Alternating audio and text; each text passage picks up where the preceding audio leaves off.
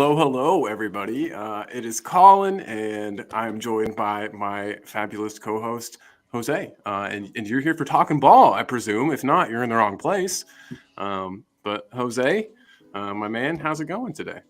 Yeah, all good, all good, all good. Looking forward Good. to the show and looking forward to another week of football in the Premiership. Yes, absolutely. Me too. No more week-long breaks, please. Wasn't good. Wasn't good for my soul. But we are here. We are back. And we can put the weekend behind us and finally focus on the next match. I said yesterday I'm done talking about the cup, and I'd like to move forward. And Yeah, so yeah, man. Should be good. Should be good. I'm excited. I'm excited for today's show as well. And guess who else is excited for today's show? We've already got people in the chat. So let's first of all, I'd like to show everyone who says that it's a little fishy that you're at the top of the table.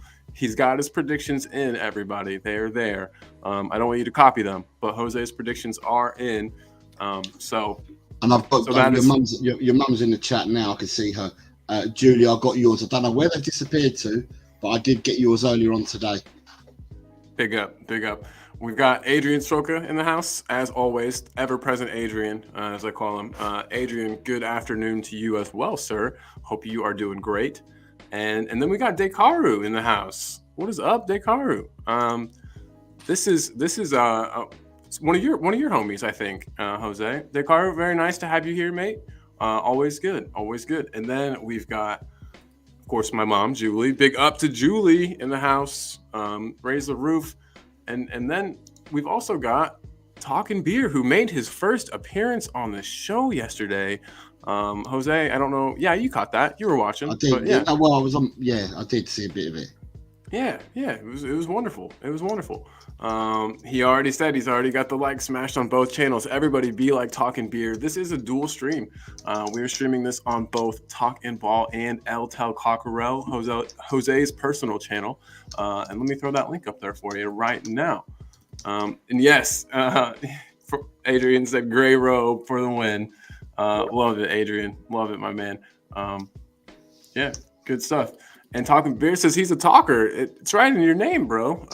But yeah, we'd love to have you on more often. We need to find some more times when you can come and we can have like a USA, little powwow, little Spurs powwow. But yeah, big up to everybody. I hope everybody that's watching is doing well, having a good day. If you're on Jose's side of the pond, hope your work day went well. If you are on my side of the pond, hope your work day is going well.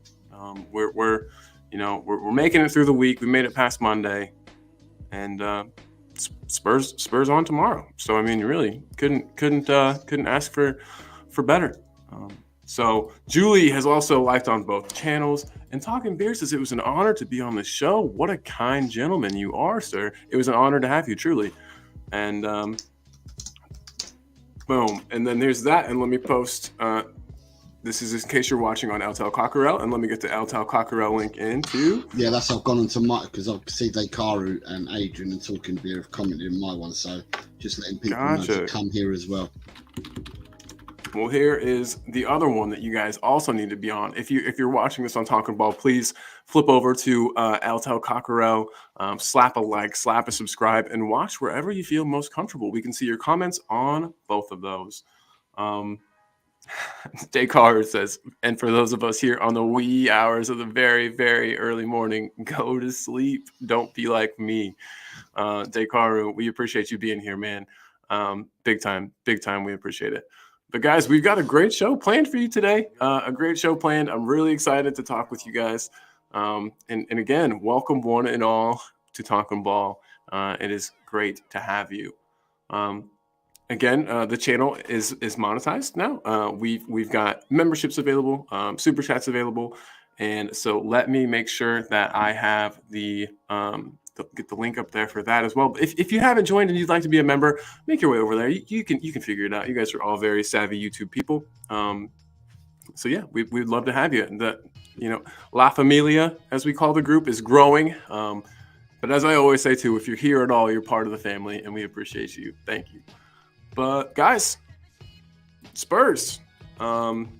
They're there's been, a pre-match press conference. Words are hard, from the boss. And we've got some news for you guys today. First thing, though, I wanted to talk about was our poor Sarr boy knocked out of AFCON on penalties. It's a bummer. It's a bummer in some ways, but I will tell you, I want our players home as quick as possible. And I know that is probably a controversial opinion. We should want them to win things, to have success. I just want them home. I just want Spurs to have success. And again, I know that is super selfish of me, but I'm owning the selfishness, as we said yesterday. I'm just owning it, and that's the way I feel. I'd like to know how you guys in the chat feel. Are you guys excited that we're getting Sarr home early, or were you hoping he'd get some silverware to maybe give him a taste of that? Get him ready for winning silverware at Spurs. It's it's definitely a tough kind of up in the air thing. Julie says to subscribe at least so you can comment. Yeah, subscribe to both. Definitely subscribe to both. We really appreciate you guys. But yeah, bittersweet. Dekaru, I agree completely, man. And I mean, Sarr, the way he stepped up and dispatched his penalty, it was beautiful. Stepped up right after Koulibaly too, right? Captain of the team. So he was just second in the penalties and smashed it right in. So, I mean, he couldn't have done much more. He didn't let his team down in any way, I feel. I hope he doesn't feel that way in any way.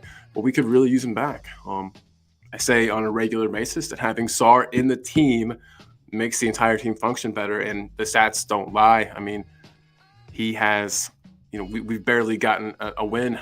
Maybe we haven't in a match where he hasn't started yet. So we really could use him back. I'm really, really excited to have Sarr back. But I'm hoping that he's not too crushed from the loss. Hopefully he can keep his head up. He's a strong boy, strong man, I guess we should say. So I think that he'll be all right. But yeah, guys, really, everybody in the chat, are you happy to have Sarr back? Did you want him to win? It's tough. It's tough. I will not be ashamed to say I really wanted him back. I want Son back. I want everybody back. So I'm glad he's coming home. Just hope that there is not too much sadness on his part. We've got Audio Artisan in the house. Big up, my man. Big up, Audio Artisan. We're just talking about Sarr coming home from AFCON and whether or not you are happy to have him back, selfishly a little bit, or if you wished that he had got to, continue in the tournament, perhaps win a trophy. It's tough. It's tough. Chang is in the house. Chang, you are a legend, man. And so Chang is tuning in. Big up Chang, talking to Dekaru there. And and we've also got Sean D in the house saying hello there, talking ball. What is up, Sean? Jose and I here to kind of give you guys some Spurs action. And Jose, we're talking about Sarr. Sorry, can I just say, Chang, tomorrow morning, Ash and Chang, a view. Match day, a view from Asia is tomorrow morning at 11 a.m. GMT, which is 7 p.m. Malaysian or 4:30 Indian time, and obviously and 5 o'clock CET in America.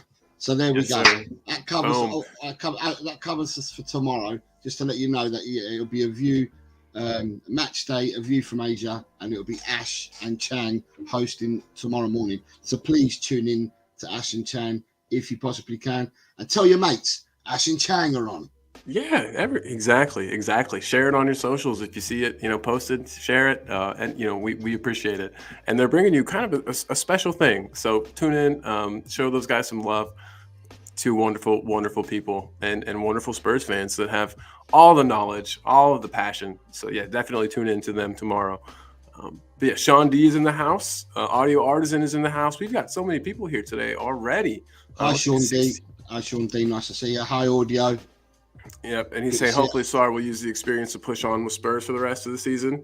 And hi, Dekaru, and hi, Daniel Lee, because I can see Daniel Lee's in the house now as well. Daniel, what is up, dude? There he is, sorry. We keep doing it. We're fighting each other. Sorry. He's there. Daniel, big up, my man. yeah, Jose, I'd like to get your opinion on this. Your mum says Ash and Chang is a super channel. So, Colin, me and you are redundant.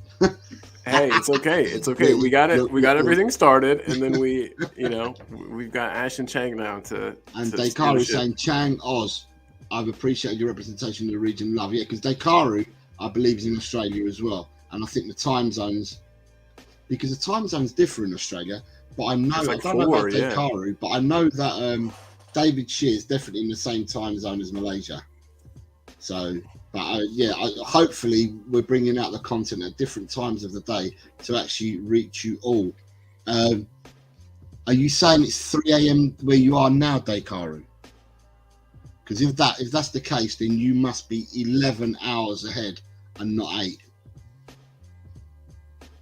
Yeah. Yeah, 3. Yeah, okay. So it's 3 a.m. Australia. So you're in the time zone of 11 hours, but Chan's on 8 hours. You're on 11. So that'll make it. That'll make it for you then 10 o'clock in the evening tomorrow, Dekaru. When they're totally doable. Yeah, totally doable. Dekaru, thank you for your dedication to the team. We appreciate you. Look. Dekaru saying GMT plus 11. Look, I'm bang on it, in I've got it. I've got these time zones. You finally are a master of time. You can effortlessly float between time zones, my friend. You are the time master. Am I right in saying? Sorry, just seeing Ronnie come on there. Am I right saying that Ronnie is the first time he's entering? I think first time he's entered in the predictions. I think that is correct. Yes. Okay, because I'm going to enter him now because I've not seen his name on the predictions before. I am now going to put Ronnie in. Boom! Big up, Ronnie. Thanks for getting those in there, buddy. So tell me what you were saying. What you want to ask me? Oh, so we're just talking about Sarr. His performance in AFCON, the fact that he's coming home. I hope that he's not too crushed. I know that he stepped up. It went to penalties. He stepped up. He, dispatched his penalty. He went second right after captain of, Koulibaly. Everything, I don't know. It looks like he played a good match. I just hope that he comes back and isn't too hurt, mentally, emotionally. But I'm also very selfishly happy to have him back, if that makes sense. Yesterday we were talking about, how we should want the best for these guys. We should want them to win trophies because, hate to say it, but I will, that, we're not winning trophies at Spurs right now. So, they could at least get a trophy to their name. But I have selfishly wanted these players back since the day that they left, especially Sarr and Sonny, who seem to really change our team when they're in. I just wondered how you felt, if you were kind of the same way as me, a little bit selfish, or if you wanted them to go as far as possible. Okay, right. So what I'll say is normally you want your players to go as far as possible, yeah. However, they were knocked out. I will say they were knocked out by the better side. I felt that the Ivory Coast are at home. It's their home tournament. They've not performed very well. They got smashed by Equatorial Guinea 4-0 in the group stages. It's the top 2 and the best 4 third place teams that go through. They were one of them. They scrambled through to the next round, and I think Senegal won their group. So, really, you'd like to think that the form was with Senegal, but watching that game yesterday, it was all Ivory Coast. And then from the substitutes bench, I haven't got. Let me tell you, from the substitutes bench, you're looking for substitutions, right? And I don't know whether you've heard any of these players, Colin, but this is what. So not only Ivory Coast were playing better, I felt, than Senegal, but then off the bench they were able to bring these players. Right, here we go. Côte d'Ivoire lineups. So the Ivory Coast off the bench, they brought on Wilfried Singo. Not one that I know. Plays at the back, really good player. He's been looked at by many clubs. Frank Kessié. Oh yeah, of course. Yeah, came off the bench. Simon Adingra, the winger from Brighton. He's scoring goals for Brighton. Brighton doesn't ever have bad wingers, so yeah. They brought on Seiko Fofana. Sorry. They brought on Sebastian Haller. Oh, okay. Yeah, that's a name I remember from. Yeah, they brought on Nicolas Pepe. Nice. So when you start looking at the players that they brought off the bench, you're just like, wow. So they started off with an 11 and they were able to bring all these players off the bench. So at the end of the day, although I thought they were the better side, they got even better and even stronger from the substitutions they made.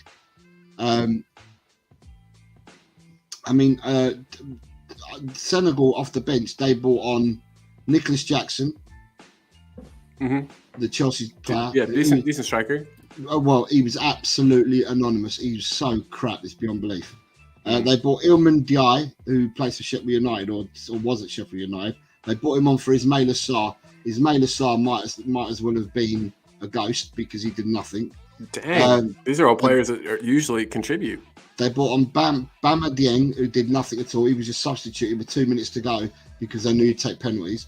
And they brought in Idrissa Gueye as well. So when you look at the lineups and when you looked at the game, the Ivory Coast were better, but what they brought off the bench was just, it was just different gravy. And there was no doubt in my mind that they were going to, they're the ones that were searching for the second goal in my eyes. So, but yeah, okay. So you want the players to do well.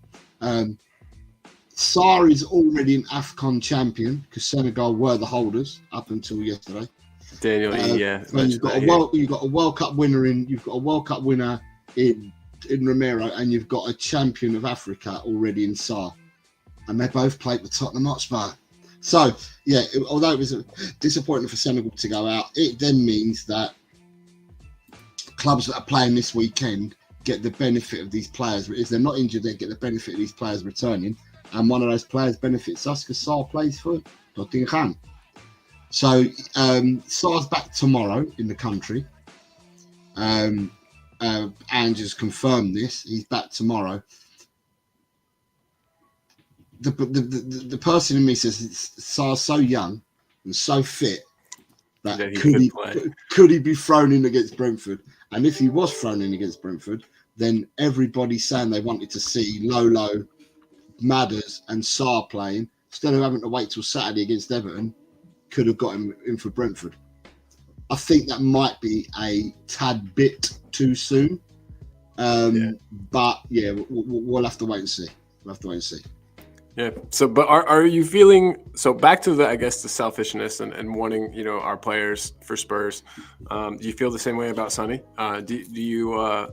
Is there a little piece of you that secretly hopes that South Korea get knocked out and that he? No. At the end of the day, these players, they play for our club, and they want to represent their country. The foreign players we've got in our team want to represent their country. I feel that there's a lot of unity within their countries when they go back to play for their countries. England have now got that. They never had that before. England before used to be in patches because you used to have the groups and the rivalries. But now England, ever since Southgate's gone there, he's broken that curse and everyone gets on and everyone likes to meet up. So I believe they all want to meet up and they all want to play for their countries. Right. So to me, in that case, they want to go on and win things. At the moment, so in the round of 16, Sonny's playing right now. So if they lose today, then Sonny's here for Saturday. So at the moment, it's Saudi Arabia 0, South Korea 0, and they've played 19 minutes. Wow. We'll be able to give you some updates maybe live as they occur. And Mali kick off in 38 minutes. So Biss, if he's in the side, kicks off in 38 minutes against Burkina Faso. Snap. So just got a few people to say hello to. Sorry, Super Pav has come in and said big up Carl, big up Jose. What is up, brother? Sean from the family. Oh, I forgot to say, people, if you want, we have got members. We've got memberships. Let me pin this. So if you want to join La Familia, as we call it here at Talk and Ball, then memberships can be had, and Colin is going to pin it now to the chat. Yeah, so there it is, and then let me get it pinned. And in the meantime, Decaro has just asked a question, which I'm going to bring up. He says, right, just want to put it down a marker. When you chat about today's Ange interview about trophies, Ange made a very Aussie comment. Found it interesting. Shows a lot about his mindset. I found it interesting. Yeah, he turned around. He was asked the question, is this what you're referring to, Decaro? Did you see it, Colin, the presser? I have not, no, sir. he was asked a question by a fella, and I can't remember how he's asked the question, but he's asked a question about saying, now that you're out of both the cups, you know, would chasing the top 4 be good? So he turned around and said, so what are you saying, we can't win the league? And he's gone from jovial to deadpan, and I think the reporter shit himself. And he's like, no, I wasn't. And he goes, oh, so you wasn't saying that. You wasn't saying that. You actually do believe that we can still win the league. And he's gone back into that like jovial character mode. And then the chap went to say something again. And as he went to say something again, he's gone all serious and then gone back into jovial mode. And he said, look, at the end of the day, we still can win the league, can't we? Can't we? And yeah, he was. He certainly put the person who asked him the question, he's put him right in his corner, and if the guy must have just gone, please sir, not me, please not me. But if you ask, just kidding, I wasn't asking any questions. Yeah, if you ask a question like that, you're going to get a response from Ange. Yeah, Daikaru, I did say because Daikaru said he was asked if 4th was the best we can do, and then he says it was great hard, typical Ange. And he said, Ange said something like, so you think we can't win the league? Yeah, and he did. It's exactly what he did. Love it. Sean D is saying big matches kicking off. 100%, Sean. Sean, you were on it, bro. Absolutely. I've got the Saudi Arabia South Korea match pulled up on my other screen now. So and Daniel Lee's come up with, I like Sonny doing what with South Korea, but I'll be real. I don't care about them winning it, to be honest. I care that the tournament is played in mid-season and potentially derails our season. Right, but at the end of the day, Danny,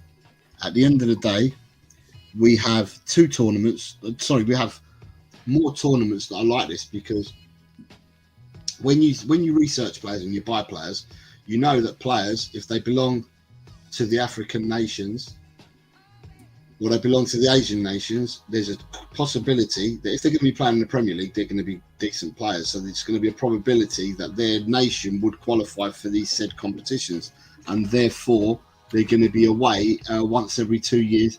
They're going to go away and they're going to go and play in it. It's a bit like in South America. When South America play their Copa America, and it's played, because it's not always played in the summer, it's played as well in the winter time. So therefore your South American players are going to be going as well. So if we look at our team, the likelihood is if the South American Cup is played, then you're going to lose Romero, you're going to lose Bentancur, you'll lose Gio.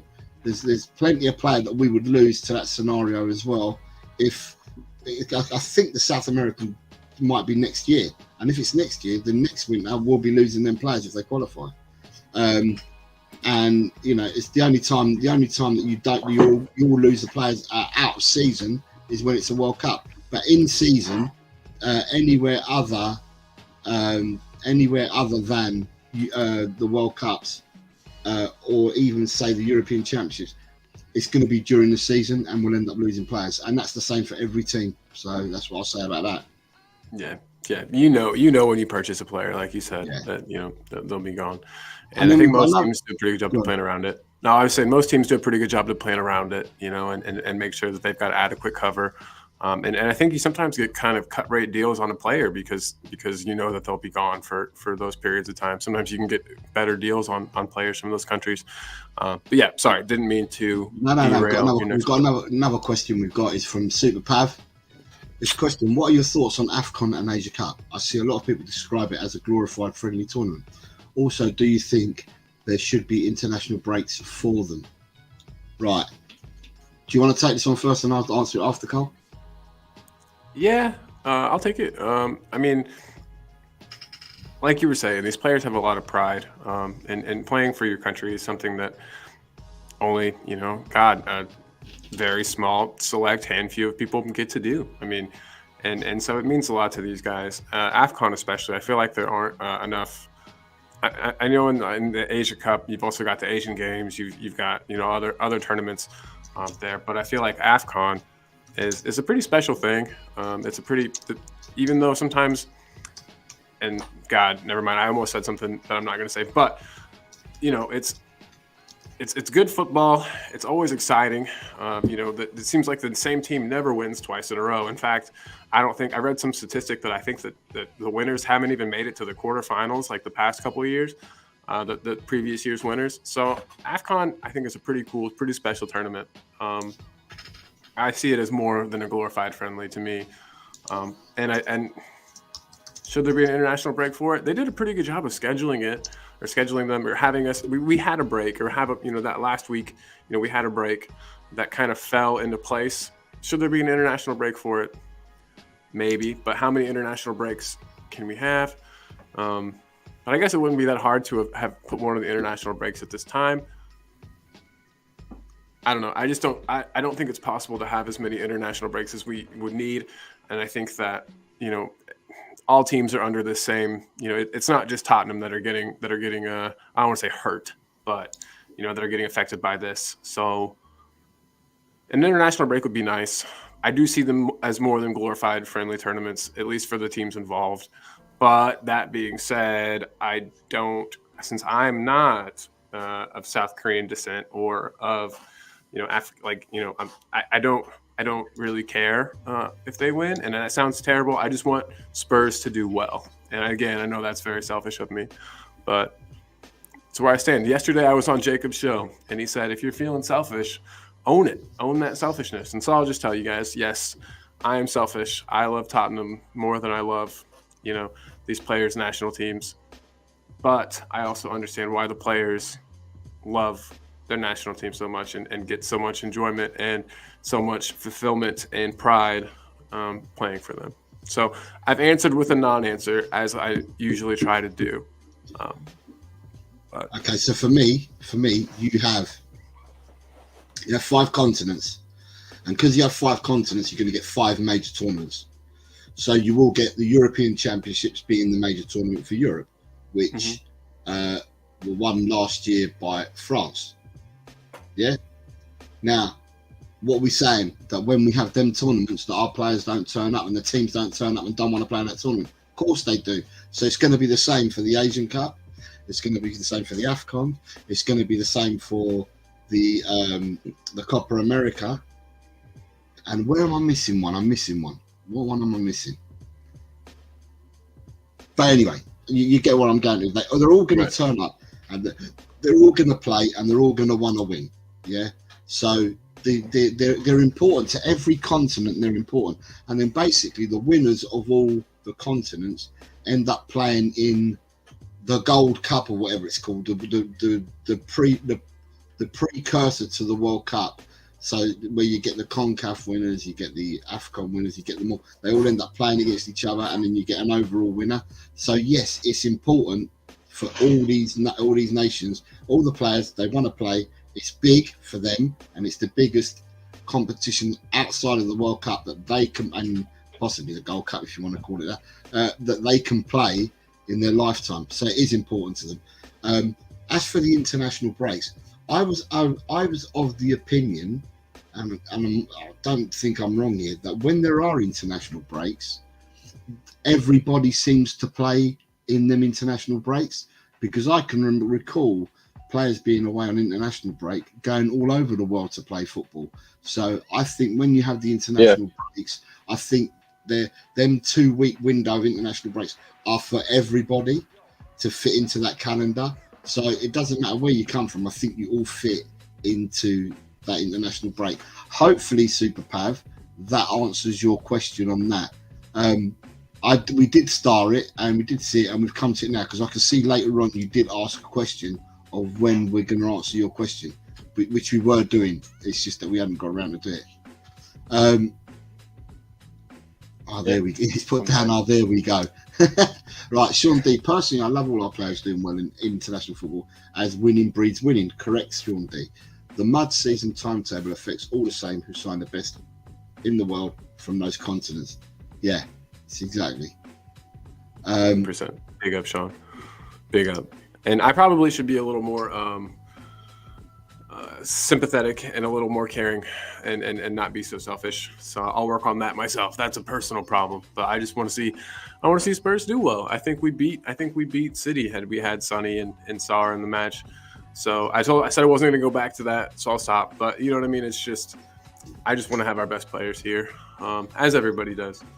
So yeah, Superfast says, the way I see it, these international breaks for the Nations Cup, which itself is a glorified friendly tournament, I genuinely think that there should be international breaks for it. Right, Superpav, right, so we used to have friendlies all the time in Europe, and they've come up with this new concept of the Nations Cup.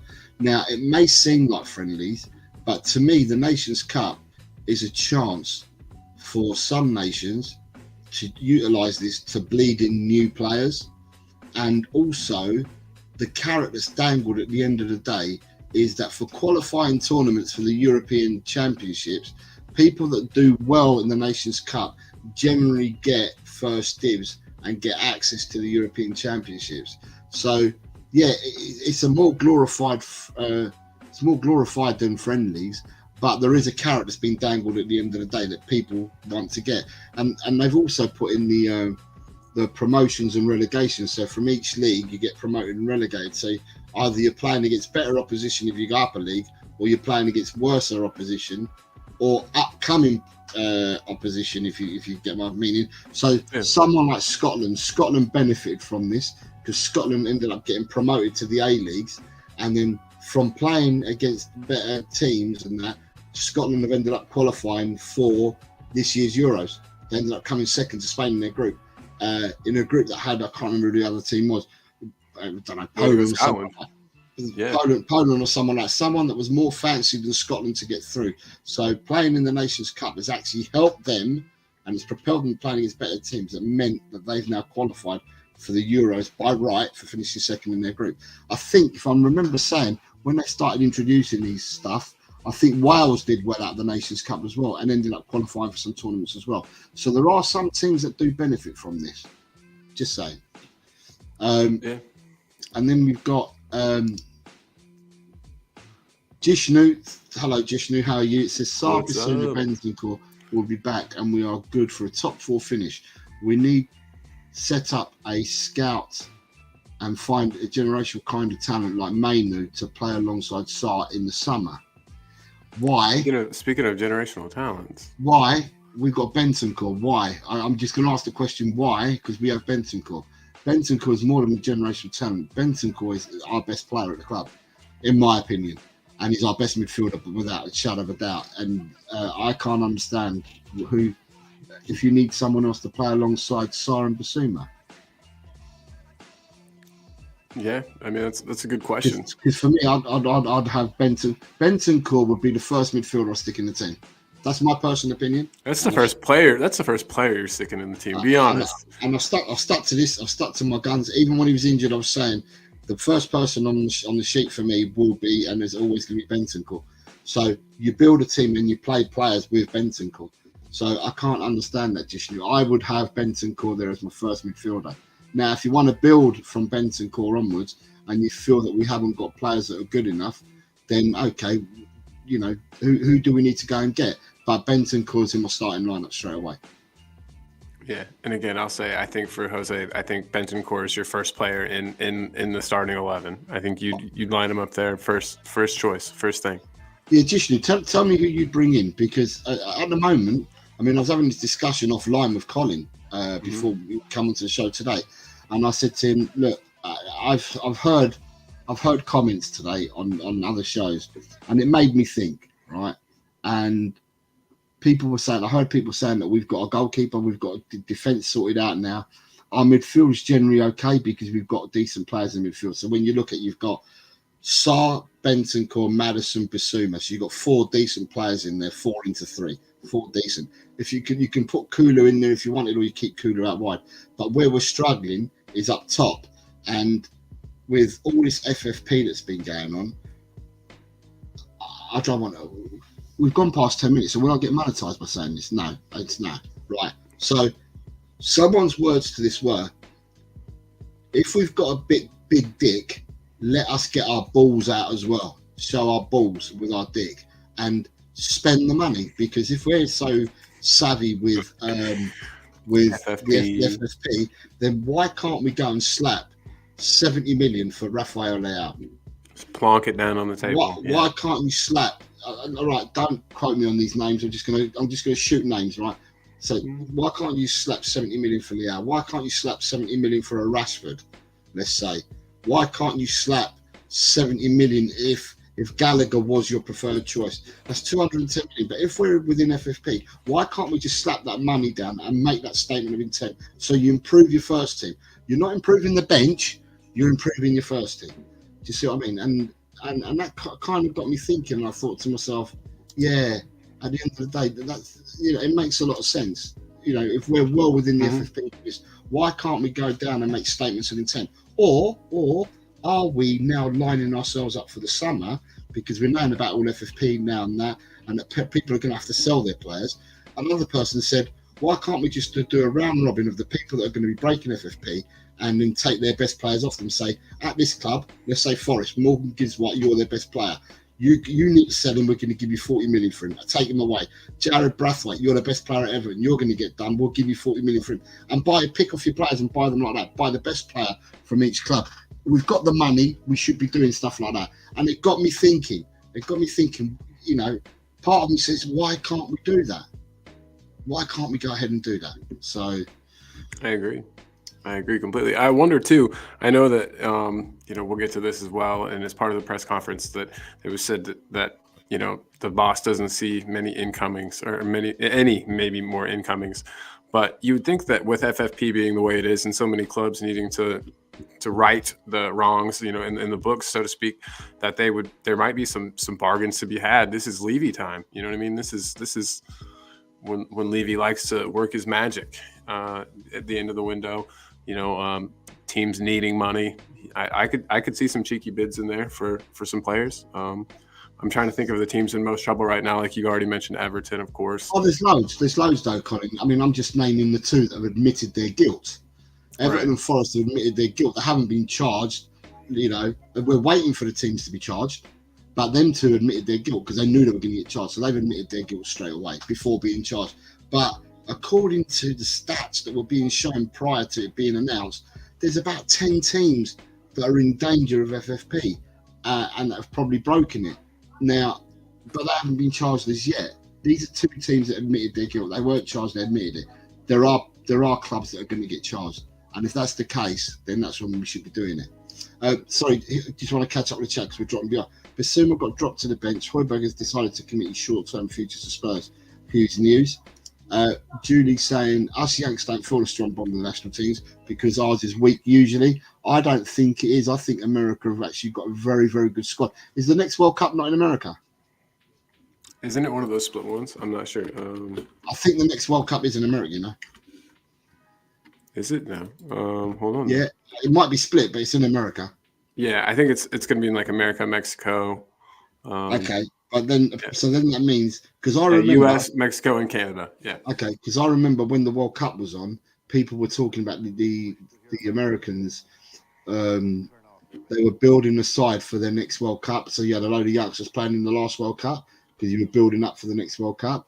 So I don't think that that's actually true. I think that your American team will be quite strong come 2 years' time or next year for the World Cup.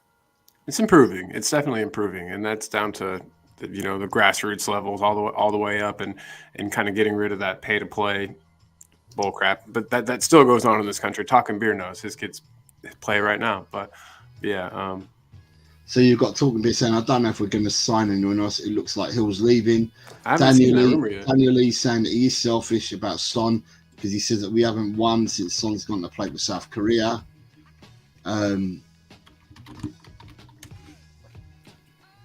I'm looking up trying to see where Brian Hill's going.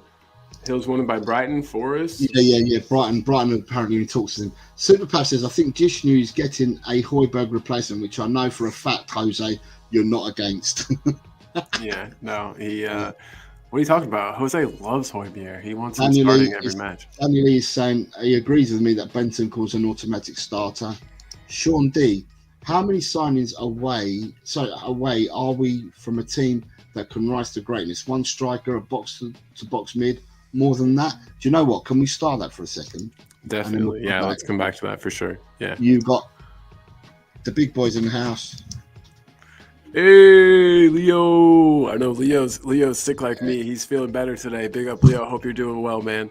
I'm gonna try to mute every time I cough or have the sniffles, so you guys don't have to hear that. But yeah, there's something going around. So you've got talking about saying our midfield is fantastic, especially if you include the youth that we have. Adrian has come in. He said that he's posted hundreds of Spurs historic photos in the featured section of Spurs Diehards Tottenham Till I Die Yid Army. Feel free to take what photos you want. So for everybody that's on Facebook, Spurs Diehards TTID is Adrian's Facebook page group. He's got over 13,000 subs there of Tottenham supporters, and he's offering everyone the chance to go and get what you want. So yeah, head over there, join Absolutely. up, join that. The Tottenham fan base there. Yeah, Adrian's baby.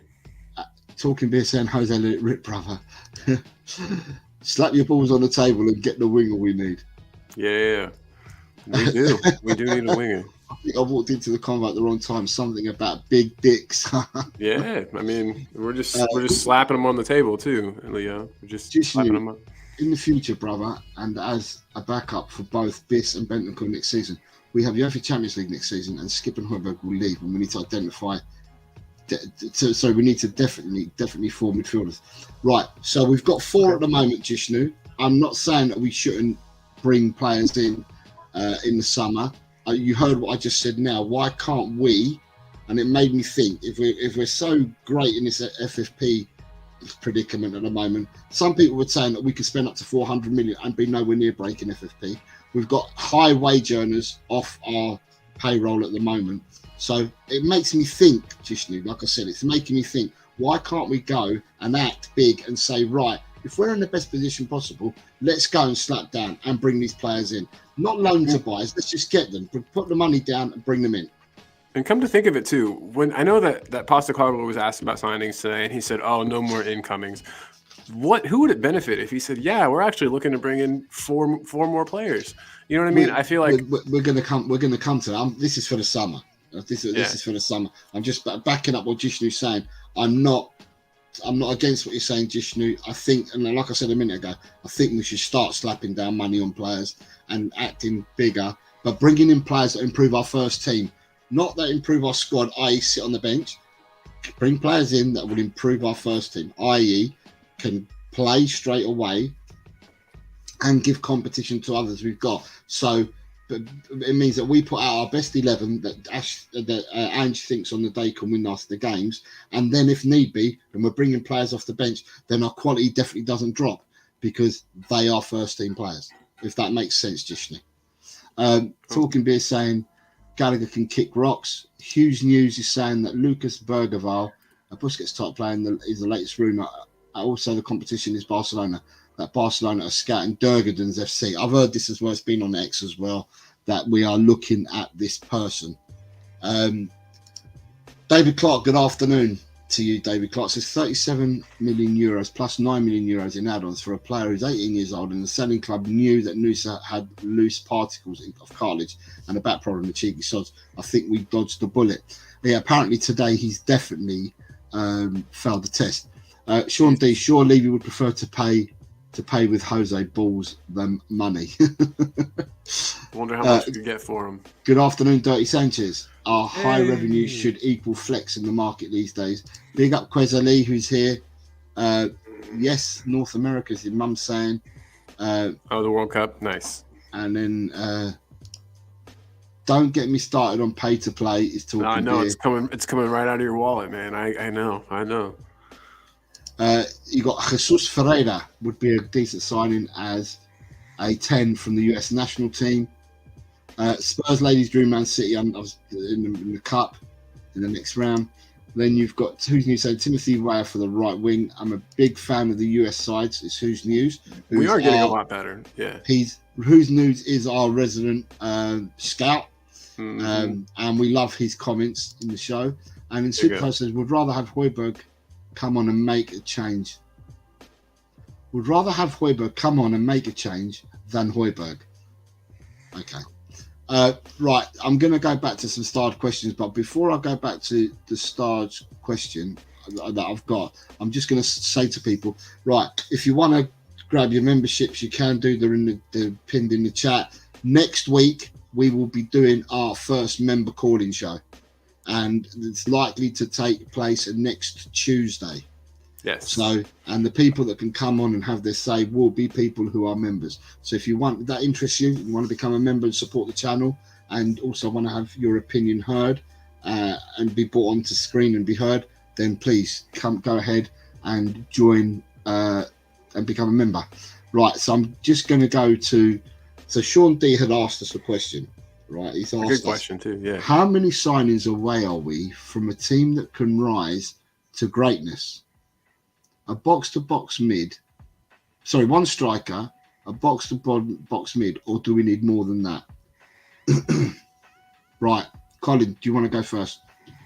Yeah, for me, a team that can like rise to greatness is a team that has sufficient players in every position that if there's an injury or if there's a suspension or if players off the AFCON or you know, Asian Cup, that we've got other players that can step in and do just as good of a job. And I think there's quite a few positions that we have where we don't have, I don't want to say adequate cover. There's bodies there. There's, you know what I mean? There's cover, but are the players good enough that they can step in and we won't see a drop in quality? We definitely do need a striker. A box-to-box mid, I guess, could be seen as important, especially if Højbjerg leaves, to kind of keep that depth. But I think we're a couple defenders away. I definitely think that we need to be looking at defenders. I know that we've got Dragishin, and that's wonderful. So to me, that's like 3 starting quality center backs we've got. So I think we would need at least another center back, and then a striker for sure. But yeah, I mean, we're not that many parts away, but our wingers are piss poor at the moment. So I think that wingers is another spot that we need to be looking at. It's tough because we've got players that can play in multiple positions. Like if you're playing Sonny on the wing, you got Kulu on the other wing, and then you've got a new striker with Richarlison as backup. That wouldn't look too bad. Then we would have Brennan Johnson on the right. I mean, honestly, I think we're I don't know, 3-4 players short. And then I think we also need to just have some more time to get, Ange ball kind of drilled into the players. So I think it's not just players, but it's also time and learning as well. But I'd say four players away. 4 players away. I would say, personally, if you want to build a squad, Man City has taken them years and years to get to where they are. Mm-hmm. I would say that you need to have, we need a lot of players to get to the perfection that we need. We probably need a lot of players to get there. So, right, without trying to jump the gun, I was going to leave this for about another 10 minutes, but should we do so? Right, to answer the question, right, I'm going to turn around and say that we've got we've got a keep, bench and sell today that's rather interesting, and it probably goes to tell us exactly where I feel the question about big dick and big balls and how many players we do or don't need. If we play this keep, bench and sell, it might give you a flavour to where we are. So what we're going to do, as we do today, we're going to do a keep, bench and sell. We're going to offer you 3 players. One of them you need to buy to bring into your first team. One of them you buy and you bring in your bench, and one of them you don't buy at all. You just said let West Ham buy it. Yeah, if that makes any sense. But the 3 players I've picked today tells you where I think our big dick and big balls are.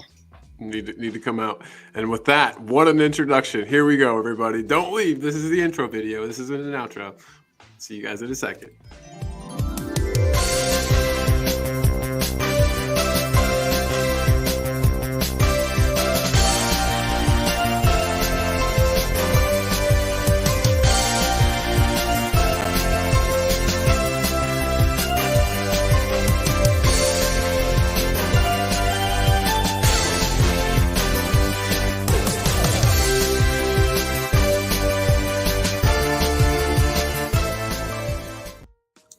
Welcome everyone to today's edition of Keep Bench Sell, or previously known as Keeper West Ham, the internet's favorite Tottenham game show.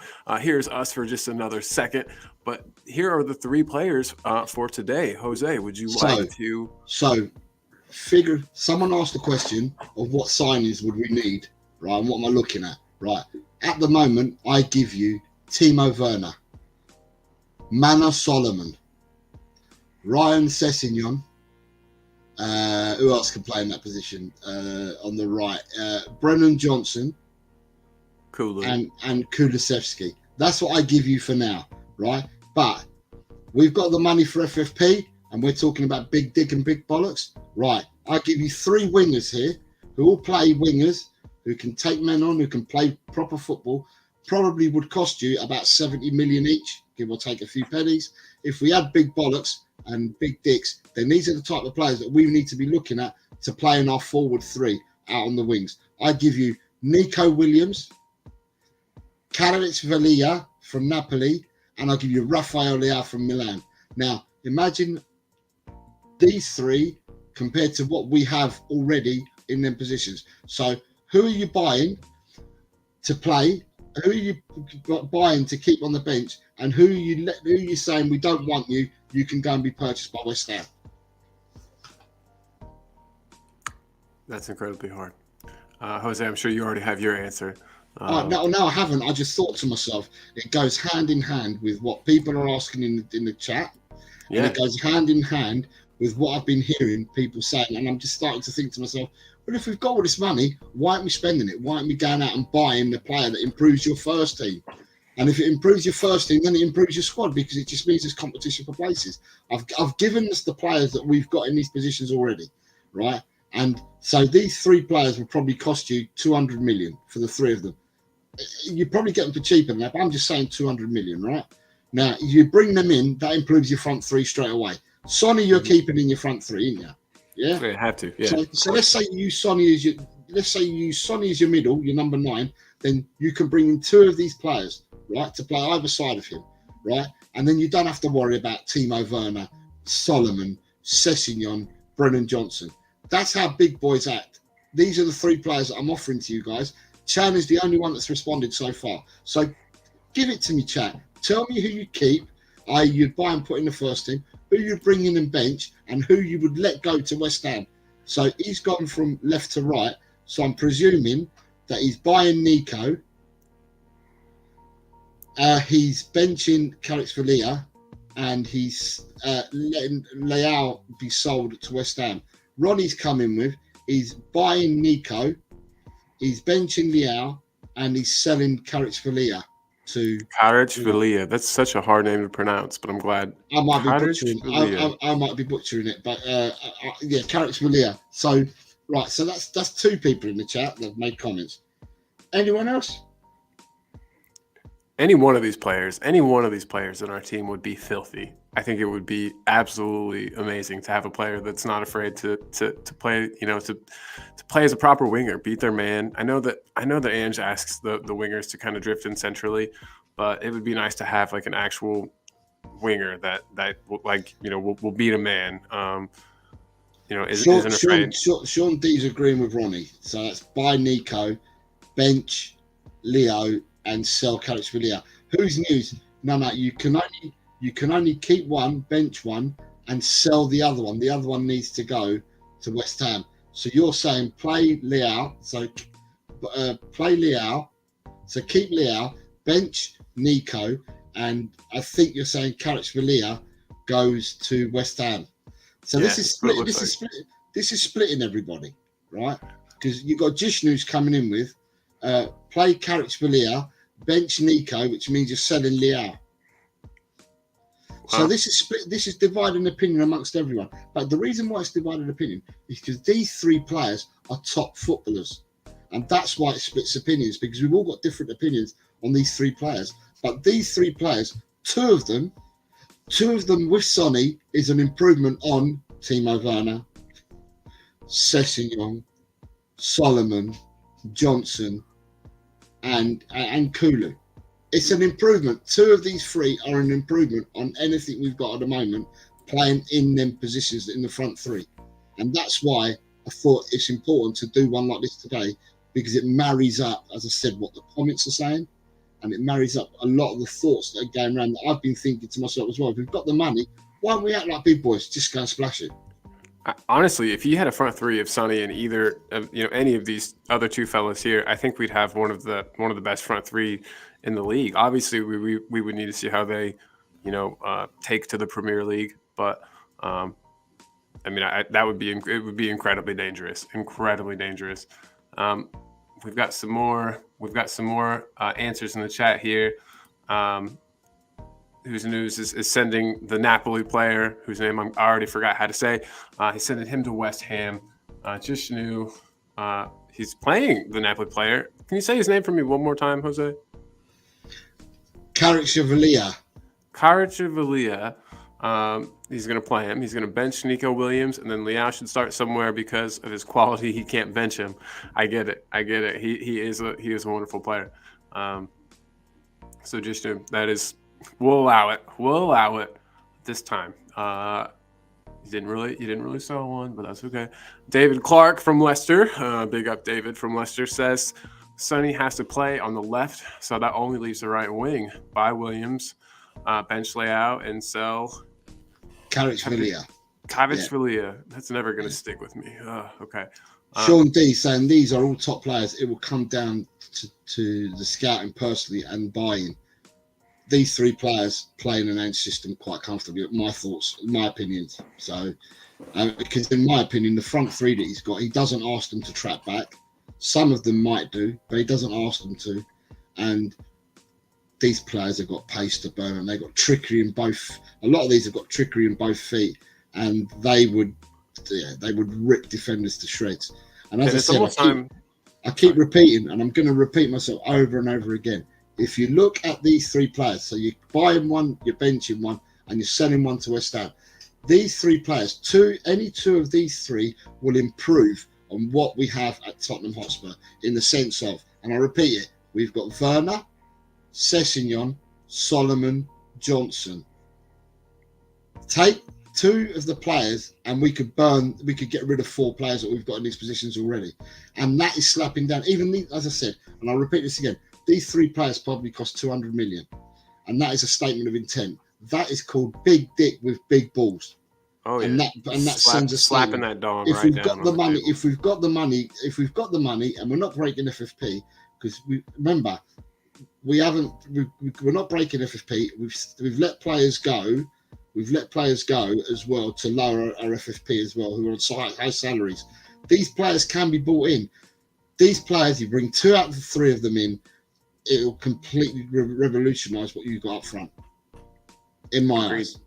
I agree completely. So, real quick, I guess to flip it around on you, if you had to take two of the existing wingers that we have and let them go for two of these guys, who would be the two that you? I want Colin. I'm hardcore. I'd get rid of all four of them. Hell yes. Right, and I wouldn't just be bringing these two in. I'd be bringing more than these two in.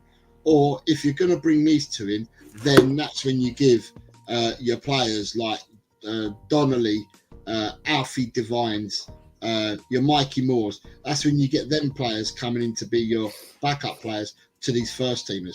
The four that we've got at the moment, if I put them four in with these three, what names trip off the tongue? The four that we've got or these three? These three. And can I tell you, there's a lot more players that I could have picked for these positions for today because there's so many players out there. There's not a lack of wingers in the market today. It's not like a left back. When I say wingers, I'm talking about people that can play in the forward three, right? Mm-hmm. There are so many more guys that could have stuck in here. I'll just pick three. There are so many more that could have been put in here. So many more. But, I'll let people make their own opinion. If you think the four we've got are good enough and are going to make us do things in the next few seasons, then fair enough. That's your opinion. My opinion is we need to seriously upgrade the players and bring in first team players. I wouldn't be mad if Solomon stayed. I feel like out of all the players mentioned, I think that he's got the most promise and maybe the most ability. We just unfortunately haven't got to see very much of it due to, his lengthy injury.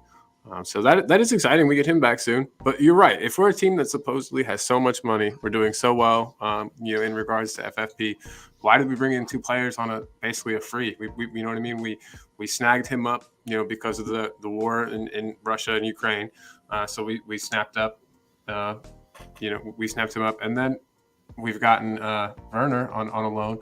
It's just like, if we have money, like you said, why aren't we spending it? Are we gearing up to a big summer where we're gonna really, really, get out there and spend a lot of money, or is it the same old?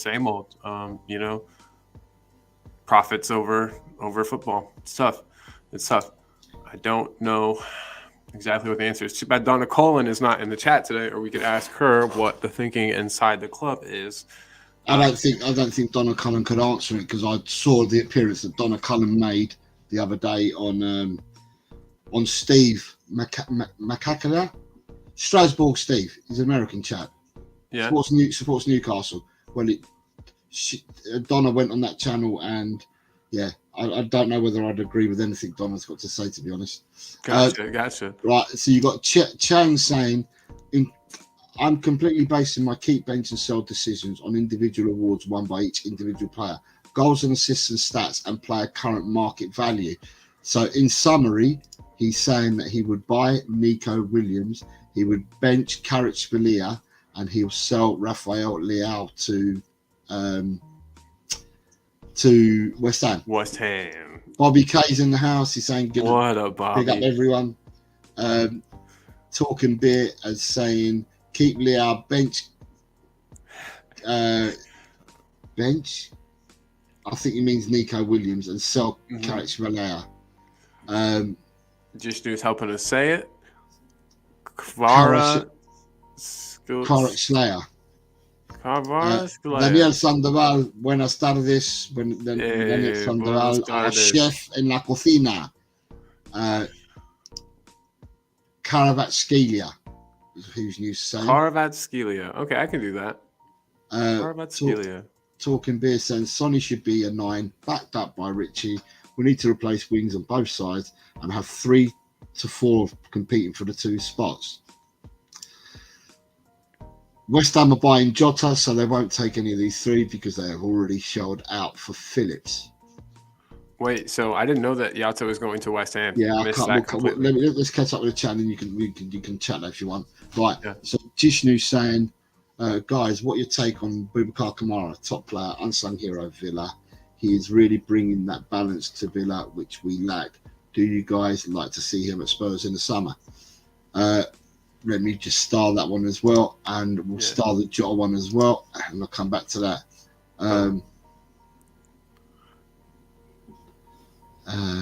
But Aston Villa has a lot of good players right now. Just saying. There's quite a few players I'd steal from them. You got Arman Chang saying, the one to keep should walk into any EPL team starting X1's right wing. The one to bench should serve as Son's long-term replacement in the future, who can play on either or both wings. That would make sense to him. Yeah. And Talking Beer is saying it's always profits over football. Without profits, there is no football. Right, going back to, Jishnu's just made a comment there about Boubacar Kamara. Yeah, he's a decent player, but the one for me who, if I'm looking at him or Ramsey, I'm preferring, at the moment, this present moment in time, I'm preferring Ramsey to Boubacar Kamara. Aston Villa and another one of these teams, Jishnu, that haven't been charged yet, but they were in that top 10 for FFP. They spent so much money. Yeah, they're in that top 10. Yeah, they're in that top 10 for FFP. So it could well be that one of their players, they may need to sell one of their players before long to get them back on the right side of the books. So this is what I'm saying. I mean, Tottenham can go down the route. Forget the 3 players I've got here, to everyone in the chat. Tottenham could go down the route where they could turn around and say, right, we think they're going to be done for FFP. They're going to be done. They're in danger. Da da da. If there's 10 clubs at the moment, then go to each of the 10 clubs and say, right, who's the best player at each club? Right, we're taking this one. We're taking that one. We're taking that one. We're taking that one. Now, Aston Villa, you'd probably take Ollie Watkins, but with Ollie Watkins wasn't homegrown from the academy, so they'd make more money on their balance sheets by selling someone like Ramsey, who's come through the academy. They make more money from doing that, and it lessens their FFP by selling to him a greater degree. Yeah, to a greater degree than selling a Watkins to you. So, like I said, it's a case of why can't we just go and say to ourselves, right, who's your best player at Forest? If we think it's Morgan Gibbs-White, slap 40 million for him, because they're in trouble. They're going to need to sell. Everton, if you think it's Jared Brathwaite, go and slap your 40 million, get your Jared Brathwaite out of there. You know, if it's Aston Villa and you think it's Ramsey, go and slap your 40 million, get Ramsey out of there. Just go around to every club and pick off their best players. Right, if I go back to the Brentford model that they use is that they go and buy players who are the best in their clubs or the best in their leagues at the time, and they shell out peanuts for them, pardon the pun. They sell out peanuts for them. They end up buying them and bringing them to the club, and then they end up being superstars at Brentford. Brentford do it. Brighton do it as well. They go and scour teams. The Ecuadorians that they brought in, it's because they were playing well in their countries for the teams in their countries. Okay, the Ecuadorian league it's not perceived to be the strongest in the world, but they've brought players out there and they keep shelling players out one after another, like shelling peas. So, you know, at the end of the day, we need to do something. We're not going to win the league, and we're not going to challenge for the league every season with the squad that we've currently got. We need to improve that squad. We need to improve that first team. You have to keep regurgitating. You keep turning it over and turning it over. 2 or 3 players in, 2 or 3 players out, 2 or 3 players in, 2 or 3 players out, and just steadily get there. I will say we've made giant strides. And don't get me wrong, we have made giant strides, but we need to continue. And you know, yeah. Definitely. So saying that, Saudi Arabia 1-0 up against South Korea after 50 minutes. They've gone 1-0 up. Holy smokes. Saudi Arabia a good side. Yeah, they were one of the favorites from what I was reading. Saudi Arabia a good side. But Who's News just told us they've gone 1-0 down. Big up Who's News. Thank you for keeping us in the know, man. But I'm torn here. Do I want Sonny to come home? Do I want him to score 2 goals and send him through? You know, it's tough. So hopefully that answers Gish News. David Clark. So you wanted to comment on this, on David Clark's one. Mm-hmm. Go on, Colin. You wanted to comment on? No, I was just gonna say it sort of surprises me that we could have brought in. You know, is Yatta. So pardon me for not knowing this, but Jose, have you heard the Yatta deal? Is that an actual purchase, or are they loaning him? I don't know, and I don't care. I don't know, and I don't care, because at the end of the day, right, the way that I look at it, right, is that Ange, if it's a deal to buy or it's a deal to loan, whatever it is, Tottenham could afford it, right? And the fact that we haven't gone for him speaks volumes for me, because Ange knows him from Celtic, right? Oh yeah. Now, knows him well. Maybe he hasn't got this buy-in with Jota that he has with the Celtic players, in the sense that if he made this gentleman's agreement that he wouldn't go for Celtic players this season, then it makes sense. But with Jota, he wouldn't have been part of that, because he'd already left the Celtic to go to Saudi Arabia. The fact that we haven't gone in for him tells me that although he might have done a number for Celtic in Scotland, I don't think Ange sees him as doing a number for Tottenham here and now, and therefore has chosen not to go for him. So I think that speaks volumes. Yeah, good luck to West Ham. If West Ham get Jota, good luck to them. They've just brought in Phillips as well. I don't know whether Phillips has actually signed. I know he's having a medical. I've not heard the here we go that he's actually signed for him though. I haven't either. I'm looking right now too, not seeing it. So if they're taking him in, then you know, good for West Ham. West Ham are currently playing in Europe at the moment. They're still involved in Europe, so you know their squad would be thin otherwise. I have said in my predictions that I did for I keep checking to see when my predictions have come out so I can promote, but they haven't come out as yet. But in my predictions, I did talk about the injuries that West Ham have got. Jared Bowen's not been playing at 100%, been 100% fit, but has been playing. But they've lost Paquetá to injury, and kudos to the AFCON. And therefore, they've brought in your players like your Ben Ramas, Fornals, who are currently both looking. One of them is looking at Lyon at the moment, and the other one's looking at Real Betis. But the players that they've brought in are not. Their levels have dropped, if that makes any sense. West Ham's levels up front have dropped because they haven't got light for light to bring in. So, to me, good luck to them taking Jota and Phillips there. But there's a reason why we didn't go for Jota, and that's Ange. Yeah, because I was going to say, especially, it looks like it is a loan. And if it was going to be a loan between him and Werner, it seems like if they were both loans, it seems like if Postecoglou wanted them, he would have gone and got them, like you said. So, yeah, good luck. Good luck to West Ham. I kind of have a weird soft spot for David Moyes. I don't know why. Seems a good bloke. So, yeah, hopefully, that works out for them, I guess, but not too well because fuck West Ham. But David Moyes isn't that bad. So, cool. Interesting. I want to throw up Talking Beer's comment here. Real quick, I'm going to change this back to our normal background. Put us back up here. Boom. But yeah, that was Keeper West Ham, everybody. Highlights kind of where we definitely, Jose thinks that the team could absolutely improve. So yeah, guys, that was that. And I've got Talking Beer saying 100%. I think he's the comments of what I was saying earlier. You've got Sean D saying it's more often than not, as you say, David Clark. Okay, so talking to each other. We're in the pipeline with Argentina. Let's keep that going, is what Talking Beer saying. Saudis are bringing it home.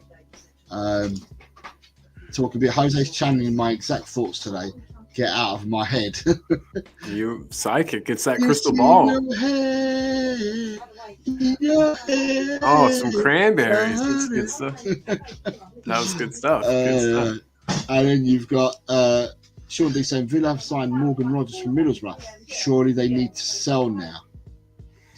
Palace have also signed or agreed to sign Wharton from Blackburn today for 20 million as well. He's an under 20 England international, so they've agreed to sign him today as well. So interesting. Yeah, there'll definitely be some money. One thing I wanted to touch on is another thing we were talking about earlier today, Jose.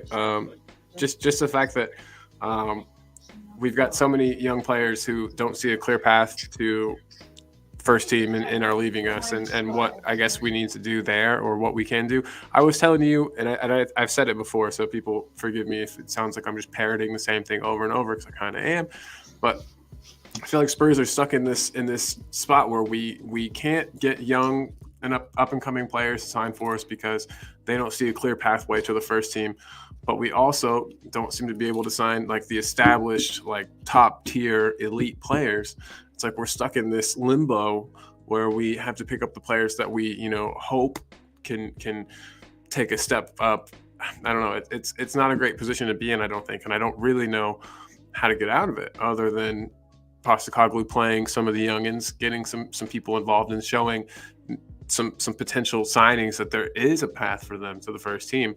But I mean, just with the players that we've lost, me and Jose talked about Romain Mundle a little bit earlier. We've also talked about Madueke. What was Marcus Edwards? We've lost quite a few talented players who have gone on to do bits all over Europe. And so yeah, Jose, do you think that we've got a problem on our hands in that respect? I'm just looking up the Romain Mundle thing because I said I would, but we didn't look it. So with Romain Mundle, he's not like killing it or anything. Let me get us moved, but there's Romain Mundle. I'm trying to see when did he sign for them? Right, so he left us. Right, okay. So Romain Mundle, for people that don't know him, Romain Mundle was one of these guys that was touted to be the next best thing coming out of our academy, and under Conte, he wasn't being given a sniff or a chance. Conte put him in the squad for a few games. I don't know when Stellini put him in after Conte got sacked. I don't know if Stellini put him in a few squads. I don't think Ryan Mason did when Mason ended up the season. But anyway, his contract ran out and he had a decision to make, and he decided Tottenham offered him a contract, but he said quite openly, Why should I sign another contract with a team that's not going to give me the chance to play first team football? So instead of earning something out of it because his contract was coming to an end, I think there's somewhere, if you move to another English club, then something would have been they've got to pay you because he's come for your academy and all that, even though his contract was ended. So he decided to leave, and he got signed up on a free by Standard Liège. He's only spent half a season at Standard Liège, and he's now being signed for Sunderland. He hasn't blown it up for Standard Liège, but not at all. But it's another person that's left from our academy, and obviously, in order for us not to make money, they've gone abroad, and now they're being sold back, or they're coming back to play in England. So you've got the likes of Marcus Edwards hasn't come back yet, but he had to leave England and went to Portugal. Played for a team in Portugal. Can't remember who it was. It was Chavez, Victoria, Estoril, Victoria, someone like that. He played for them and then played so well that he got his move to Sporting. And now there's lots of talk about English clubs going to want to bring him back. You've got Noni Madueke, who left us from our academy teams as well. Didn't want to re-sign a contract. Got sold out to Holland to PSV. I think it was PSV or Feyenoord, one of them two. And he's now been bought by Chelsea. Well, the same's happened with Romain Mundle because he wasn't given a path. But, first team career path, he's ended up going, and he's going to end up coming back to England and playing for someone here. Now, what I said to Colin earlier when we were speaking about this, I said to Colin, the thing to put into context is the three players I've just mentioned all were pre-Ange being here and pre the setup that we now have. Because when Romain Mundle made his decision last season to leave, that was when Conte, Stellini, Mason were in charge. Paratici only started changing the structure and stuff. It was at the beginning of doing that, and Romain Mundle decided that he wasn't going to sign on for us. So all of players have left the club prior to Postecoglou coming in and the whole change around the youth teams and stuff like that. So hopefully we won't have that going forward in the future. Another chat that I had with Colin before the show. I called Colin up about half an hour before the show, and I said to Colin that with this Noosa deal, what's the point? What does it say about us? If we're going for Noosa, we're interested in Noosa, then what's the score with Mikey Moore? Everyone says that Mikey Moore, forget about Devine and forget about Donnelly. The most raving reviews in the last 5 years that come out of Tottenham is about Mikey Moore. So if we're trying to get players in like Noosa and that, what does it say about Mikey Moore? Mikey Moore's a year younger than Noosa, but if he's so advanced and developed for his age, let's bring him in and around the first team. Let's get. And he's a winger too. Forgive my ignorance. He's a winger too, right, Jose? Yeah, he does play out on the wing. But to be honest with you, I've got a feeling that Mikey Moore could play anywhere. He could play number 10. He could play anywhere. He's that special a talent. When you're talking generational, this guy, okay, he's generational at the moment, but he's playing in groups that are 2, 3, 4 years older than what his actual age is. So, at the end of the day, I'm thinking, so why are we going to try and spend money on these players like Noosa and players like that? We've got our own Mikey Moore within the club. Promote Mikey Moore. Give him a chance. Get him in and around the first team. Let's bring our own special players abroad. Let's bring our own special player through. Then we don't have to look abroad. And then we don't lose them to a team abroad, and then we have money to spend somewhere else. I mean, it seems it makes so much sense that it seems it just makes too much sense. I don't understand why it doesn't work out. So just big up to Chris Agenbar. He's saying hello to us. Sean D is saying we signed Phillips. He's a top up-and-coming centre-back. We signed Romero, top centre-back in Serie A. Yeah, we have. I'm not complaining about our defence and goalkeeper. I think we're all right. I think in defence, if you look at Phillips, Dorrington, and the guy that's coming in, the Croat, we're sorted. I forgot about him. Wow. Defensively, we're sorted. We need another backup goalkeeper or another goalkeeper that can challenge the Venom, right? So there we're all right. But the places that we're going to need to improve on definitely the front three. Definitely need to improve up front, and maybe swap out a couple in midfield and bring another couple in so we can have 6 decent midfielders in there. I currently say we've got 4 for definite, but get us to 6. Talking beer saying being, I think he means bring Marcus Edwards back. Yeah. I don't know if he'd come back, bro. I don't know. Paddy Hartnett's here. Good afternoon, Paddy. Whoa, Paddy. Well with you. Yeah, man. And Bobby K is saying, Colin, it's a gamble either way. Go young and hope they progress quickly, Van der Ven. Spend big and risk getting a flop, Endon Bailey. We need to scout properly, and we haven't done so in years. Good point, Bobby. Very good point. It hopefully with the the new people that we brought in, the scouting improves. And hopefully these guys all work together. It seems like we've got a lot of heads and minds in there, and I hope they all work together and don't hope there's no disagreements, or it would just be nice if all of the people could kind of come to a consensus. Scott Munn, Longa, Ange himself, So you've got David Clark saying, do you think 95 million is well spent on Richarlison and Johnson if we need another trillion to get this team up to top level? I'm not going to say it's money well spent or anything like that. I'm not saying that at all.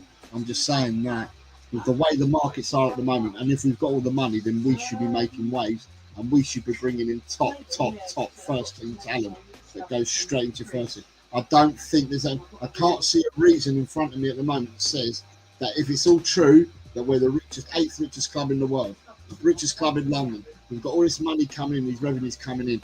I can't see for the life of me why we can't go and get our dicks and balls out and go and get what we need to get. Sean D, we signed Keeley, who was touted as a young keeper too, and Junsot Bell from Chelsea. I don't know, has Keeley gone out on loan? But Junsot Bell they're looking for a loan at the moment. I think Keeley might have gone out on loan already. So yes, Julie. Yes, Saudi Arabia are leading or were leading 1-0. Whose news is saying that Mundle is coming back to England. Sunderland re-signed Edwards and Mundle. Whose news is saying South Korea is struggling until they panic and bring on O from Celtic, who's a bit different mentally than most. He's an absolute tank. I don't know the fella. I'm going to have to look him up. And David Clark said, I'm not making a comparison between the disastrous Man United signing and our 2 signings, but between them and greatness. And then you've got a lot of people saying, like, so look, I've got some breaking news to come to you, right? And that is about next season, the VAR. Oh, so next season, they've just announced there's a major rule change for VAR for next season. What you got for us? Right, so it says, Premier League referees will be able to explain the VAR decisions to fans next season in a major change protocol. PGML chief David Webb is keen to improve transparency between the referees and fans, and the new initiative could help repair damaged trust in top flight officials. Football lawmakers IFAB have given the Prem the green light for refs to communicate their calls to those in the stadium. It comes following a successful trial of the new procedure in Mexico and Portugal. Like in the Women's World Cup and the Club World Cup, the refs are expected to be mic'd up inside stadiums. And after consulting the VAR monitor and agreeing on a decision, they will then declare the basic reasoning over the PA system to the crowd, such as identifying who committed the foul or who was offside, for example, like things like that. So they're going to do what they did, because people tend to think that it worked quite well, what happened in the Women's World Cup. So that's the change. They just announced it just now. That'll be incredible. Does that mean during the match or post match, do you think? No, it's during the match.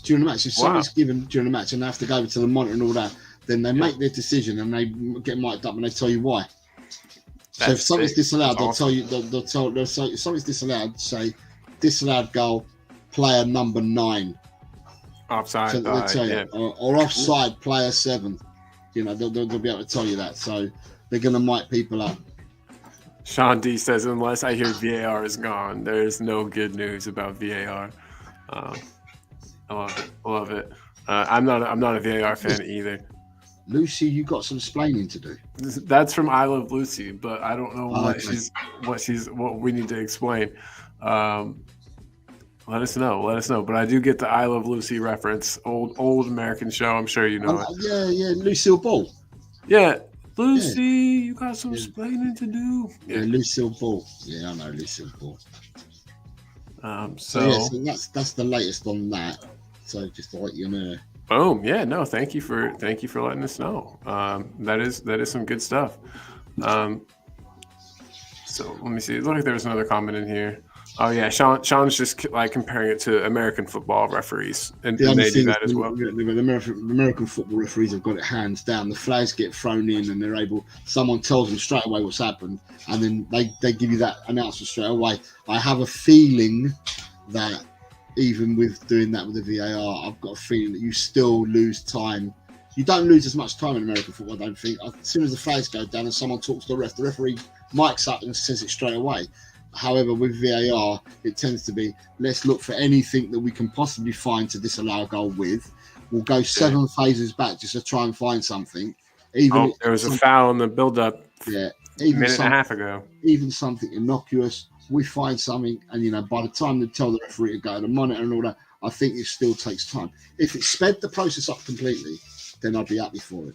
But let's wait and see. Absolutely. Cool. I wanted to talk just a tiny bit about our loanees. I don't know. Did anybody in the chat see anything about? I know that. Wow. Why am I blanking on names? It's early kind of for me, and I'm also ill. But the gentleman Tanganga at Millwall. I saw that he played the other day. I'm not sure how he did. Did Millwall win?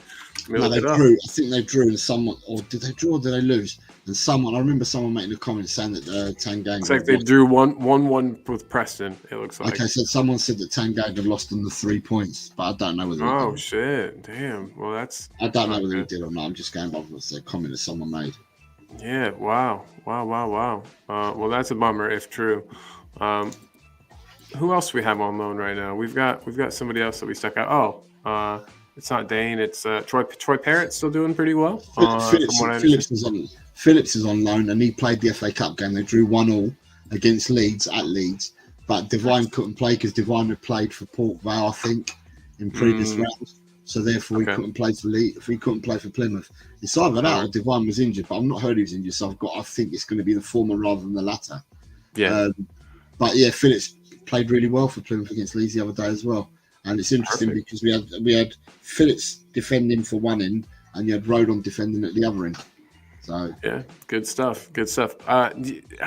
Speaking of Rodon, I think he's out the door. I mean, do you think there's any pathway for him to be in the actual squad, or do you think he's out? I for one have never thought that he was a bad player. Never ever did I think he was a bad player. But at the end of the day, do I think he's going to stay with us?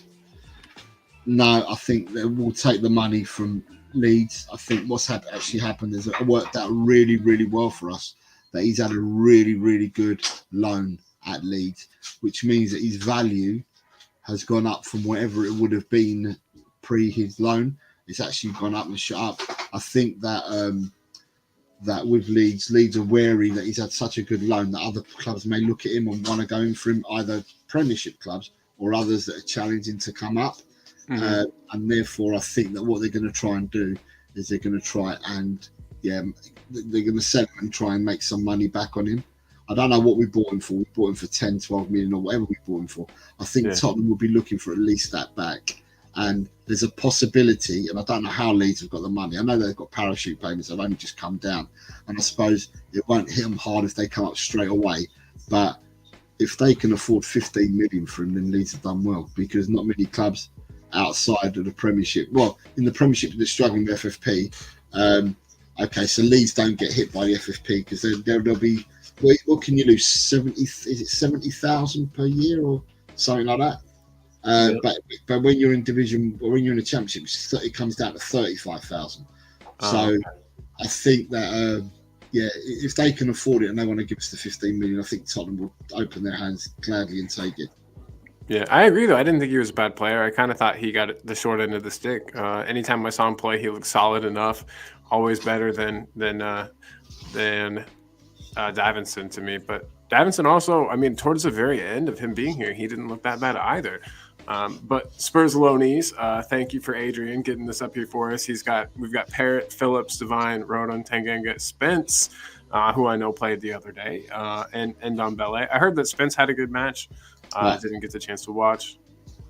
Yeah, sorry. Let me just go down. So these are the players that are out on loan at the moment. So Parrott's been having a good loan for Excelsior Rotterdam. Didn't score at the weekend, didn't assist, but has been playing well out there for him. I don't think Parrott has a future, to be honest. And if his loan carries on going well and someone wants to buy him, then we will sell him. Do you remember what we paid for him? I don't think we paid much from him at all. We bought him from an Irish side. I don't think we paid much from him at all. We'll definitely make our money back on him. But I don't think he'll be staying. I think you've got Veliz, who they've got, he's higher than him in the pecking order, even if he came back. You've got Dane Scarlett, who's probably higher in the pecking order than him when he comes back. You've also got Richarlison, you've also got Son that can play 9. Yeah, I can't see Parrott coming back and having a career at Tottenham. Yeah, maybe if he was absolutely loaded up over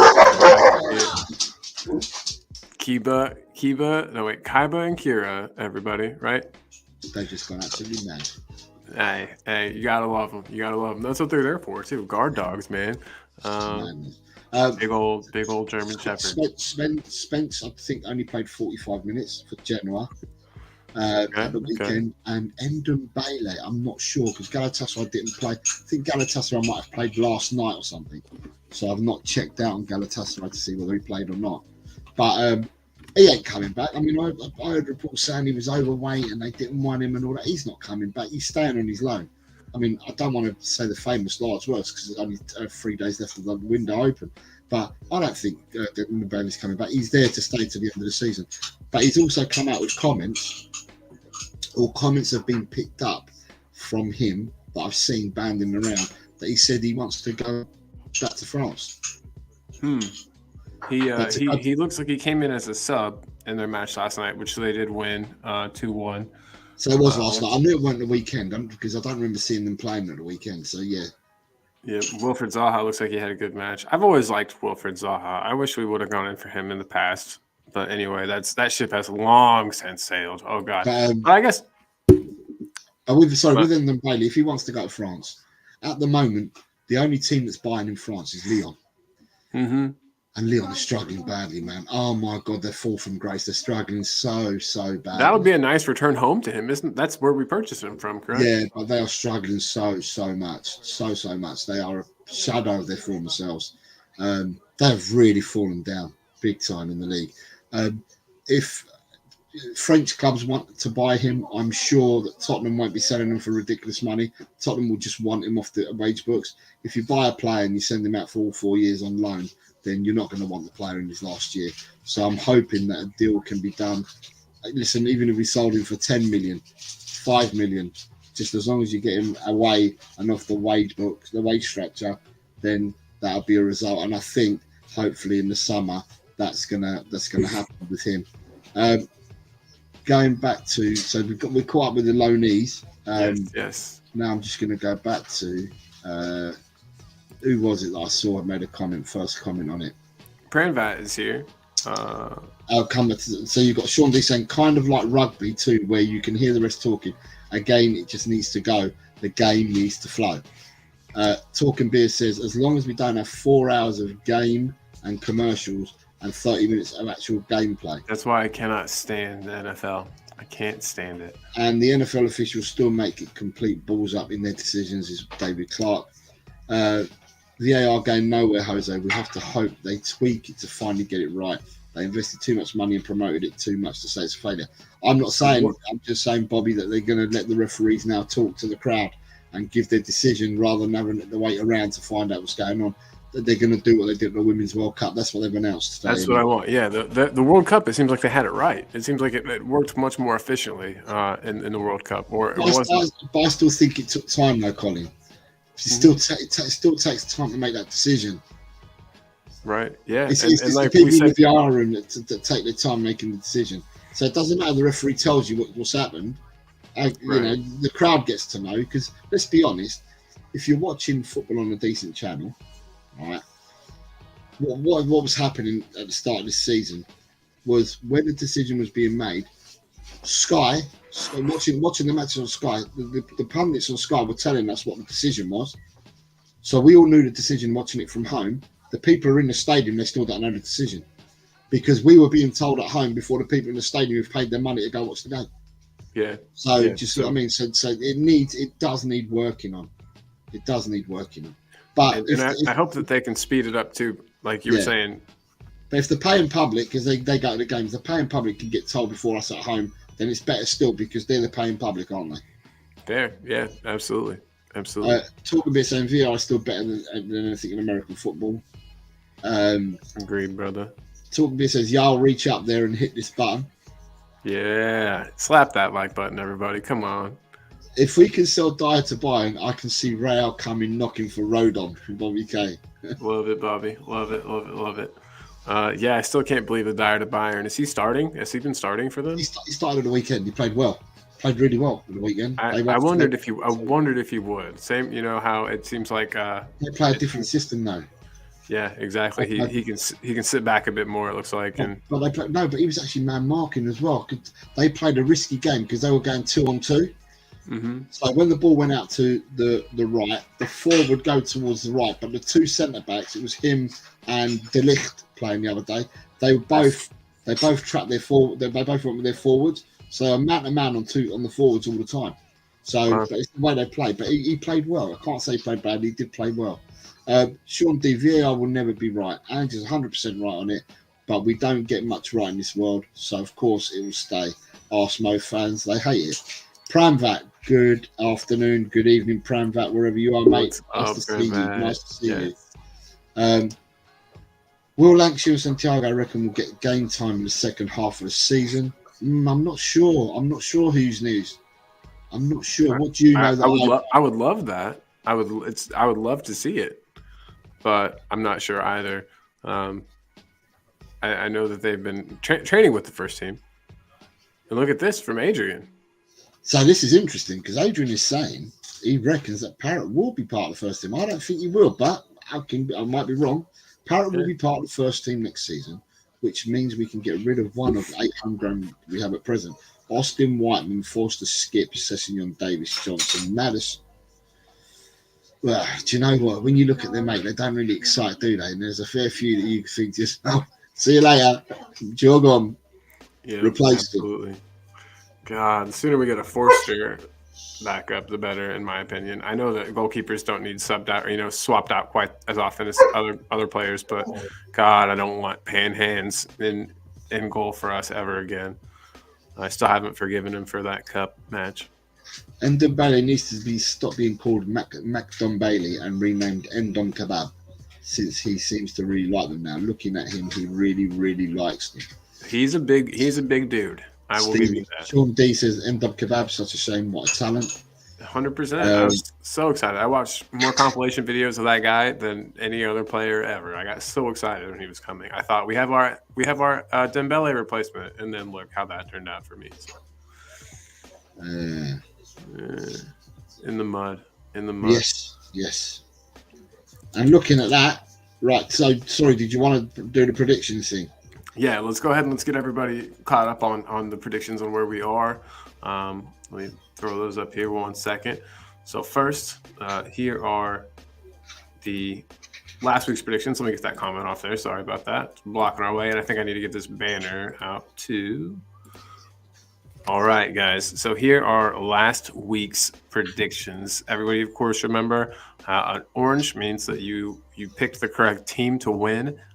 Green means not only that, but you got the correct score as well. 3 points for a green, 1 point for an orange. And look at that. A lot of orange on the board. And a couple of people had especially good weeks.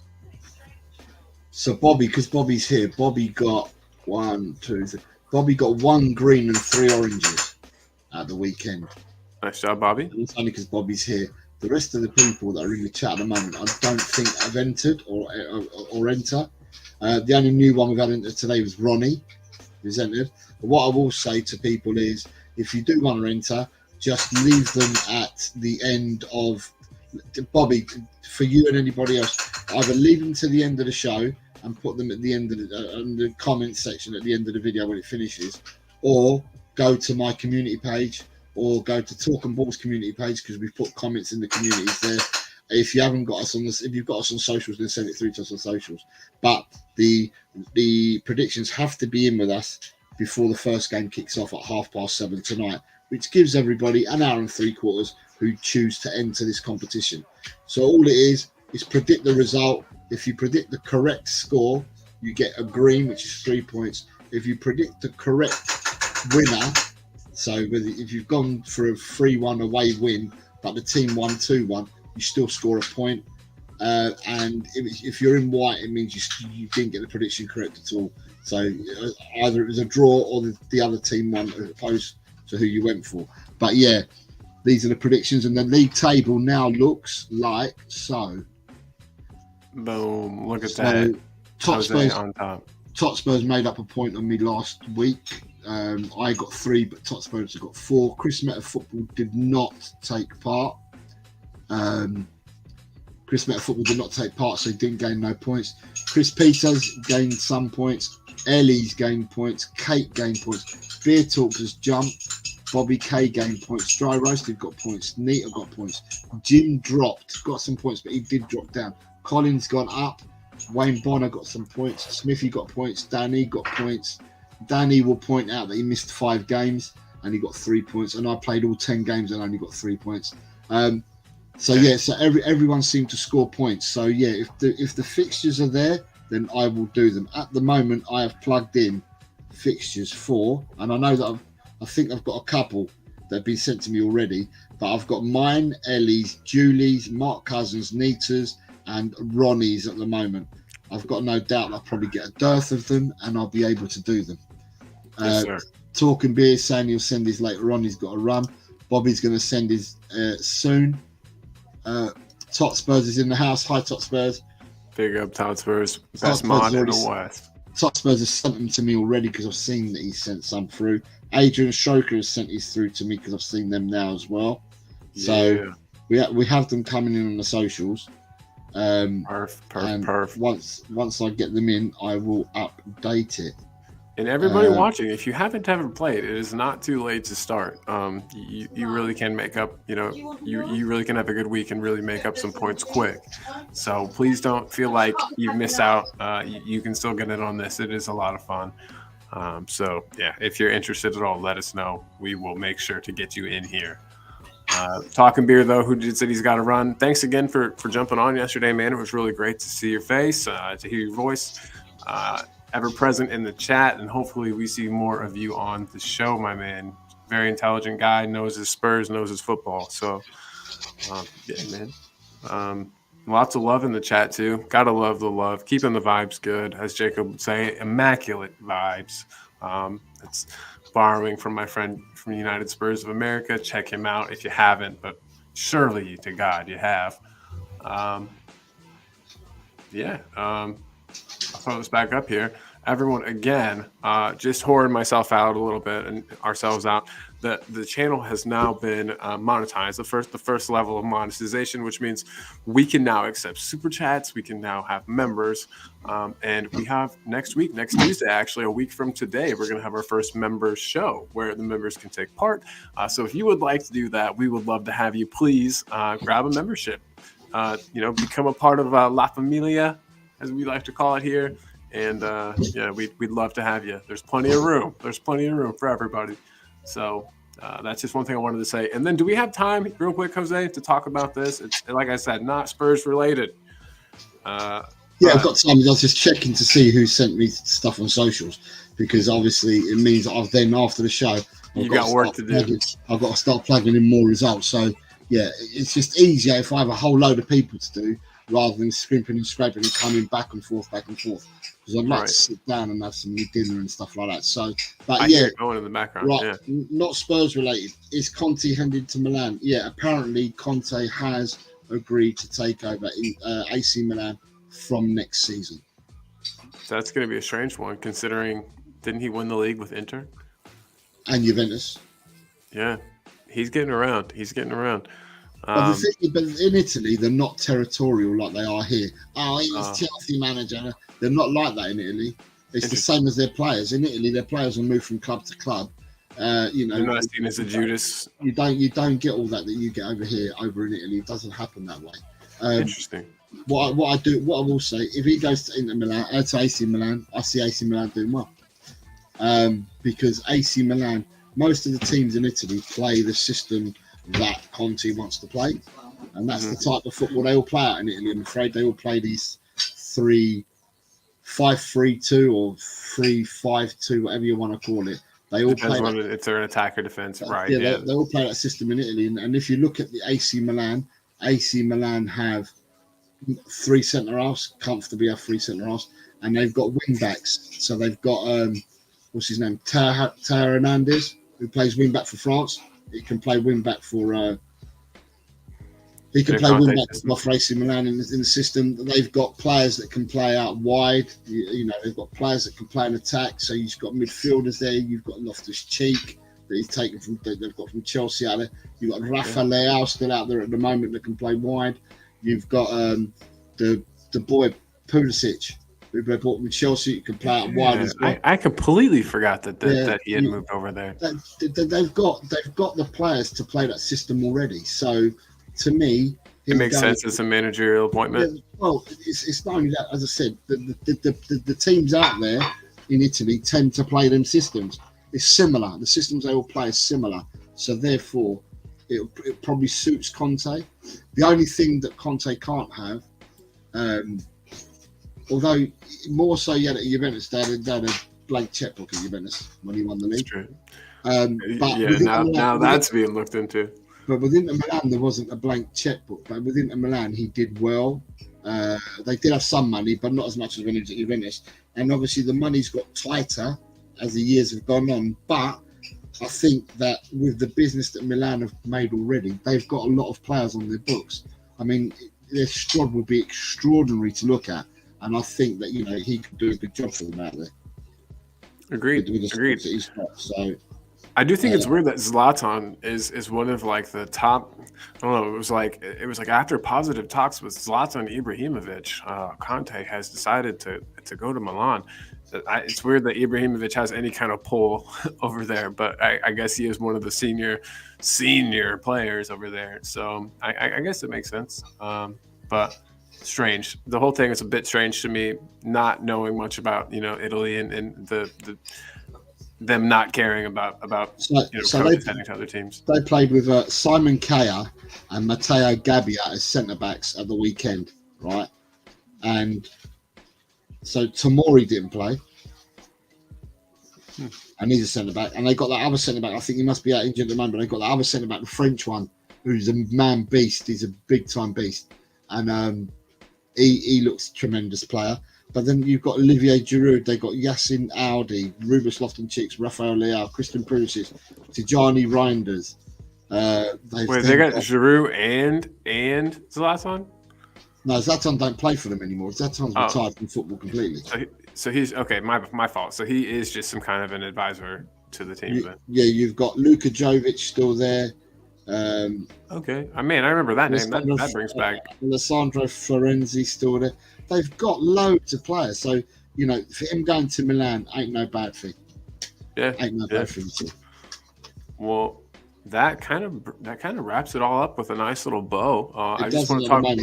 Sorry, Who's News has just put it in there, and I'm just wondering what order Who's News has given him to me in. So, it's the first game Forest Arsenal. I think it is. Yeah. Real quick, too, he said extra time. South Korea are still a goal down. Sun's coming. Fulham home weekend is the next game, so it's Fulham Everton is the next game because this is not in order. Uh-oh. So he's got Luton 2, Brighton 2. Is that the third game? Yeah. So Luton 2, Brighton 2 is the third game. Sorry, can you help me out, Carl? What's the second game is Fulham Everton? What's he gone for Fulham Everton? He's got Fulham 2, Everton 1. All right, the fourth game I've got is Palace Sheffield United. So he's got Palace 1, Sheffield United 1.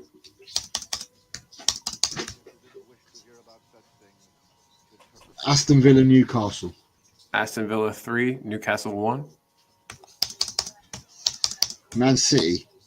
Man City 4, Burnley 1.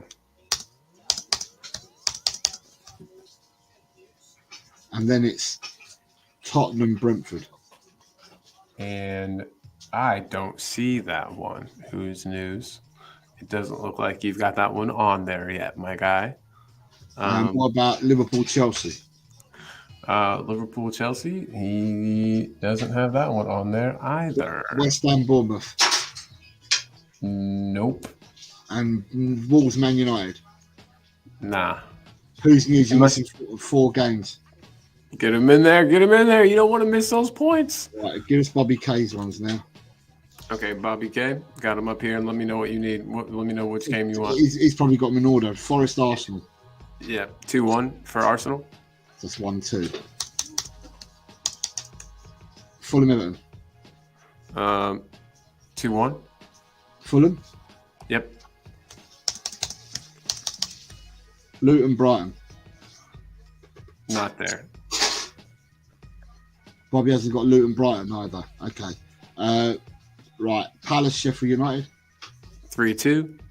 To Palace. Yep. That's how you want it, right? Like the first team. Yeah. Aston Villa Newcastle. 2-0. Man City Burnley. 5-0.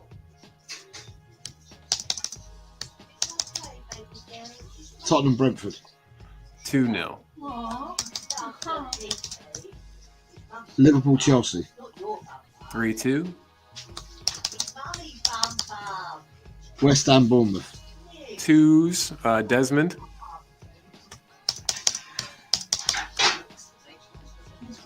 Wolves Man United. And that would be 2-1. And apparently Bobby did have 2-1 United, and it looks like Bobby did have it there. Brighton. Hold on. Sorry, Bobby K's gone. What? Because Wolves. What's the score for Wolves Man U? 2-1 United. 1-2. Yeah. Sorry about that. Thank you. And Backwards. the game I'm missing for Bobby was Luton versus Brighton. And that was Luton 1, Brighton 3. Yes, he's got him there. 3-1 to Brighton. Yeah. Oops, missed it. Right, so Bobby K's in. And we're missing. Who's news has come in with 3-1 to Tottenham. Right, who's news? I'm missing the rest of your games, mate. And real quick, I just wanted to let Bobby K know I'm actually off work today. Tuesdays and Saturdays, baby. Off work. Who's news? I'm missing Liverpool, Chelsea, West Ham, Bournemouth, Wolves, Man United. I throw those up just to make sure I didn't miss them like I did for Bobby, but I don't feel like I missed any there. I don't see United. Right, look at this. Someone's trying to sneak into our chat. And I say sneak in because I've been watching her and I know where she's been and whose chat she's been in. And she's now sneaking into our chat. Hey, look who it is. Ellie, I've been watching you on the other channel. I know where you've been. Uh-oh. Ellie's in trouble. Sean D says, cheers for the stream. But no, Sean, you're more than welcome, mate. If you want to get involved with the predictions, you're more than welcome to. Yeah, man. And anybody that's watching, if you're ever interested in coming on the show, get in touch with us. We would love to have you guys. We are a show for the people, by the people, for the people. We want everybody to get their chance to get their their voice heard. And if you would like to, come on, show your face and get your, be on the show with us. We'd love to have you. It's definitely just get in touch. We can make it happen. I always have kind of prided myself. This is a channel where a lot of people come on for their first ever show, just because it's so chill and relaxed. The vibes are chill. Nobody gets upset about anything, So yeah, definitely. If you're ever interested, get a hold of one of us and we'll make sure that it happens. Just don't be. But next week, as we keep saying, memberships are available. Next week, it'll be the first member show. It will be next Tuesday. Any member as a membership will be able to come on and join us and have their say of the day or whatever they want. So it'll be our first one. We'll see how it goes. It might be that we might have everyone on screen at one time. It might be we have to bring on one at a time. It's all dependent on what happens on the day. But we're looking forward to the members show next week. Who's news is coming in with 3-1 to Liverpool. Boom, who's news? Appreciate you, brother. And then he's got 2-0 and 3-1, yeah? Yep. Correctamundo. Right, so that's who's news. You're in. Bobby K, you're in. Boom. Mine in just as soon as the show ends. Bobby Case says, WTF? Well, I'm sure your wife will have some jobs for you. Yeah, there's plenty to do around the house, man. Still some unpacking to do. I don't know. Whenever you move, it seems like shit just sits in boxes for like a year until you need it. Is that meant for you? I didn't know it was meant for you. It was meant for me. Oh, well, maybe both. Probably both. Turn around and I have to come back and I have to start typing. You got dinner. You got dinner to make, I'm sure. Hungry family there. No, Ellie, no apologies necessary. Big love. We're glad you're here. Els.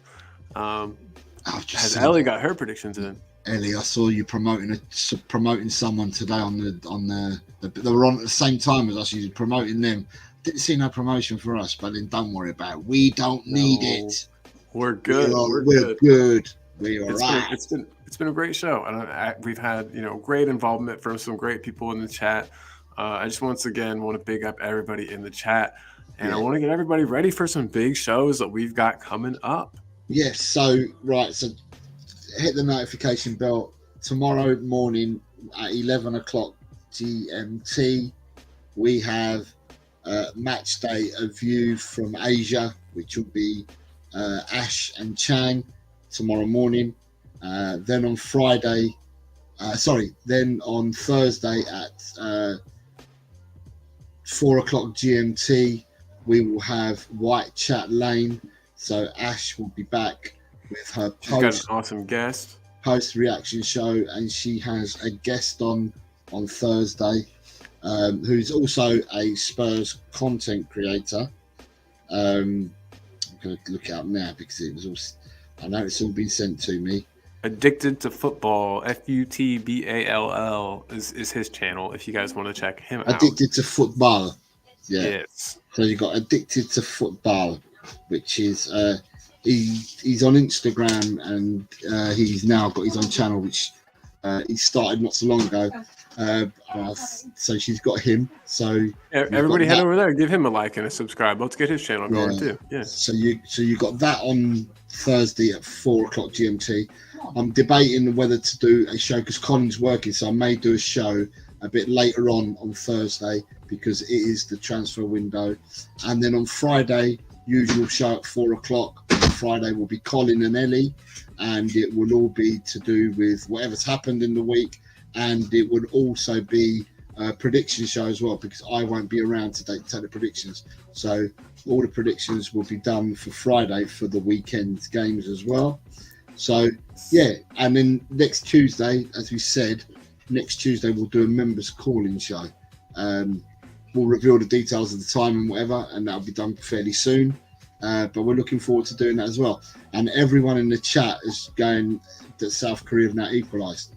90 plus 10th minute or something. Jesus. So, and Talking Beer has just come in with his. So now I've got to find Talking Beer, who I've still got here as Beer Talk, I believe. Ellie, we know you love us. We love you back. Don't worry. We're just giving you a bit of grief. It's fun. 2-1 to Arsenal, says 1. Yep. So who's the next one that he's got? Everton. 1-0 to Everton. Everton. Okay, so 0-1. Yeah. Next one. Brighton to win 3-0. Yeah. Palace. It looks like 2-1. Okay. Yeah. Thanks. Palace. He's done it the other way around. So it's 1-2. It's the other way around, isn't it? I don't know. That's hard to read for some reason. I can't. Sheffield. Yeah. Palace, Sheffield United. Palace 2, Sheffield 1, which is 1-2. It looks like he's got Sheffield 2 right here. Palace 2, Sheffield 1. Oh. Yeah. Okay. Villa 3-1. Oh, okay. Now I'm reading it correct. I got you now. Tottenham 4-2. City 2, Liverpool 0. City 2, Liverpool 0. City ain't playing Liverpool. Talking Beer. He said he messed up. He said he messed up the copy that he'll repost. So no worries. So it's 2-0 to City and 4-2 to Tottenham, and then we're at to where we need to be. Then it's 3 missing. Beer Talk's got 3 missing. He'll get him in probably after the show, and then Beer Talk says he can change his name back. He might change it to Ellie's scored for Mali an own goal. So that means is Biss playing? Do people know whether Bissouma's playing tonight? I can look it up too right now. Lineups. No, Biss is not in the starting lineup. Own goal from Tapsoba, the guy we've been clamoring for. Bissouma's on the subs bench. He's not started. I wonder if remember that rumor that he had malaria? I wonder if there was anything. I know we didn't hear anything else about that, and I think he played like the next game, so I highly doubt he did get malaria. But can I ask which Tapsoba scored an own goal? Because they got 2 Tapsobas in their team. Do they seriously? One's a defender and one's a forward. This was Edmund. Okay. So okay, defender. Right. Yep. That's crazy. That doesn't surprise me though. There's a lot of surnames, you know what I mean, that get repeated all over the world. But dang. This could be this could be good. I mean, I don't know. I'm excited to see the outcome of this South Korea match. I gotta get it on. I gotta get it on.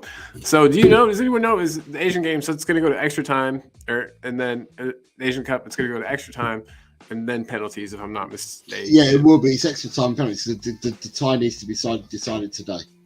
Cool. Great. I can't wait. Well, and with that, we've got the shows for the rest of the week promoed, and we'll continue to get those out in the groups. We'll continue to get those out on our socials. But yeah, guys, be on the lookout. We got some big stuff. I'm really excited for Ash and Chang's show tomorrow. I'm excited for Ash's show the next day, and then Ellie and I on Friday. It's going to be great, guys. Thanks to everybody for tuning in today. Thanks to everybody for getting their games in. Look at this, talking beer. It looks like he's got them in here now. Again. Okay. Yep. So Beer Talk, I've got 2-1 to Arsenal, 1-0 to Everton, 0-3 to Brighton. Yep. 2-1 to Palace. 3-1. Hold on. 1 to Arsenal, 1 to Everton, 2 Palace Sheffield Wednesday. That's 2. That's what it is. Yeah. Desmond, as Brian would say. Right, Aston Villa, Newcastle. Aston Villa winning 2-1. 2-1.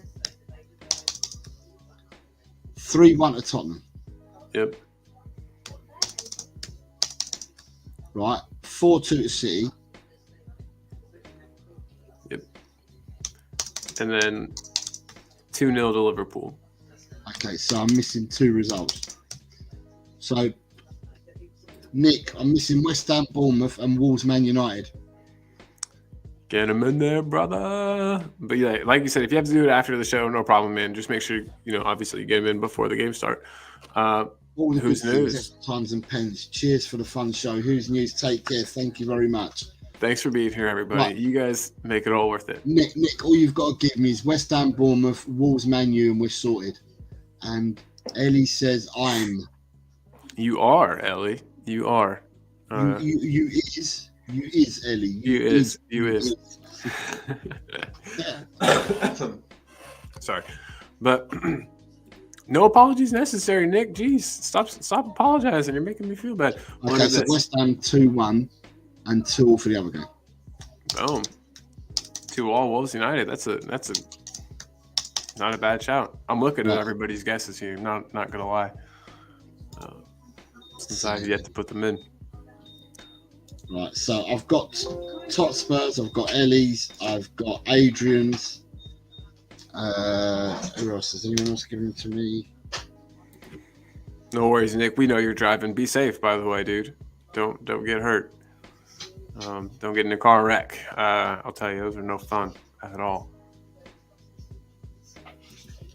Talking ball, right. So Ellie says South Korea draw. Does that mean they didn't qualify? Actually, it's going to playoff match. Extra time and penalties. Yeah. So playoff match. It's 1-1 at the moment. They're in extra time. Our boy Sonny's going to score the winner. I can feel it. So I might just do Spurs whilst I'm here. Let me get that off there.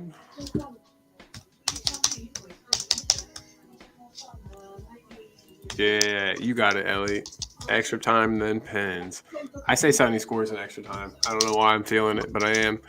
He does tend to get double marked at least in games like this, but got a feeling. I got a feeling. Maybe I'll slap some money on it right now. Well, at the moment, the person who's got the biggest result on Man City is me at the moment. Fucking hell. What you got? I forget what you put. It's in the chat. It's in the chat, man. It's up at the top. It's you. I was hoping our predictions were elsewhere. They would be on the Chris Cowling thing because I wanted to share that, but I don't know what he's doing because they haven't come up yet, and the games start tonight, so I'm not sure whether I've made it or not. But if I haven't made it, I'll be a bit annoyed because you just put some time into that, yeah. Well, yeah, because I had to do the videos, I had to do them all individually and everything. So, Yep.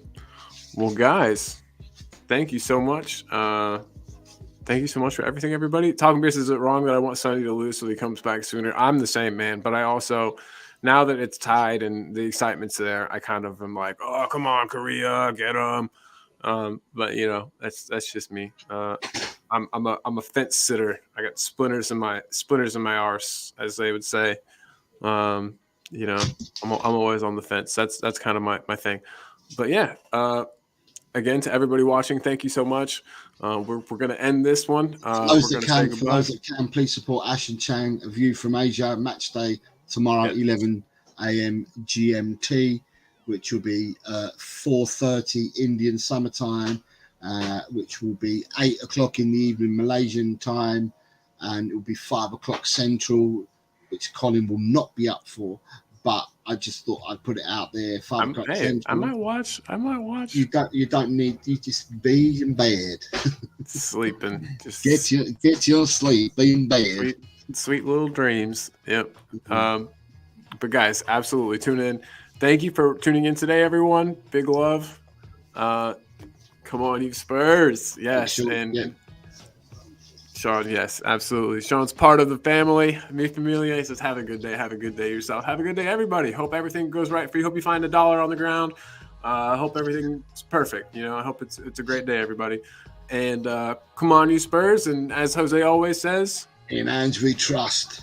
And I'm playing us out with the song, baby. Playing us out with the song.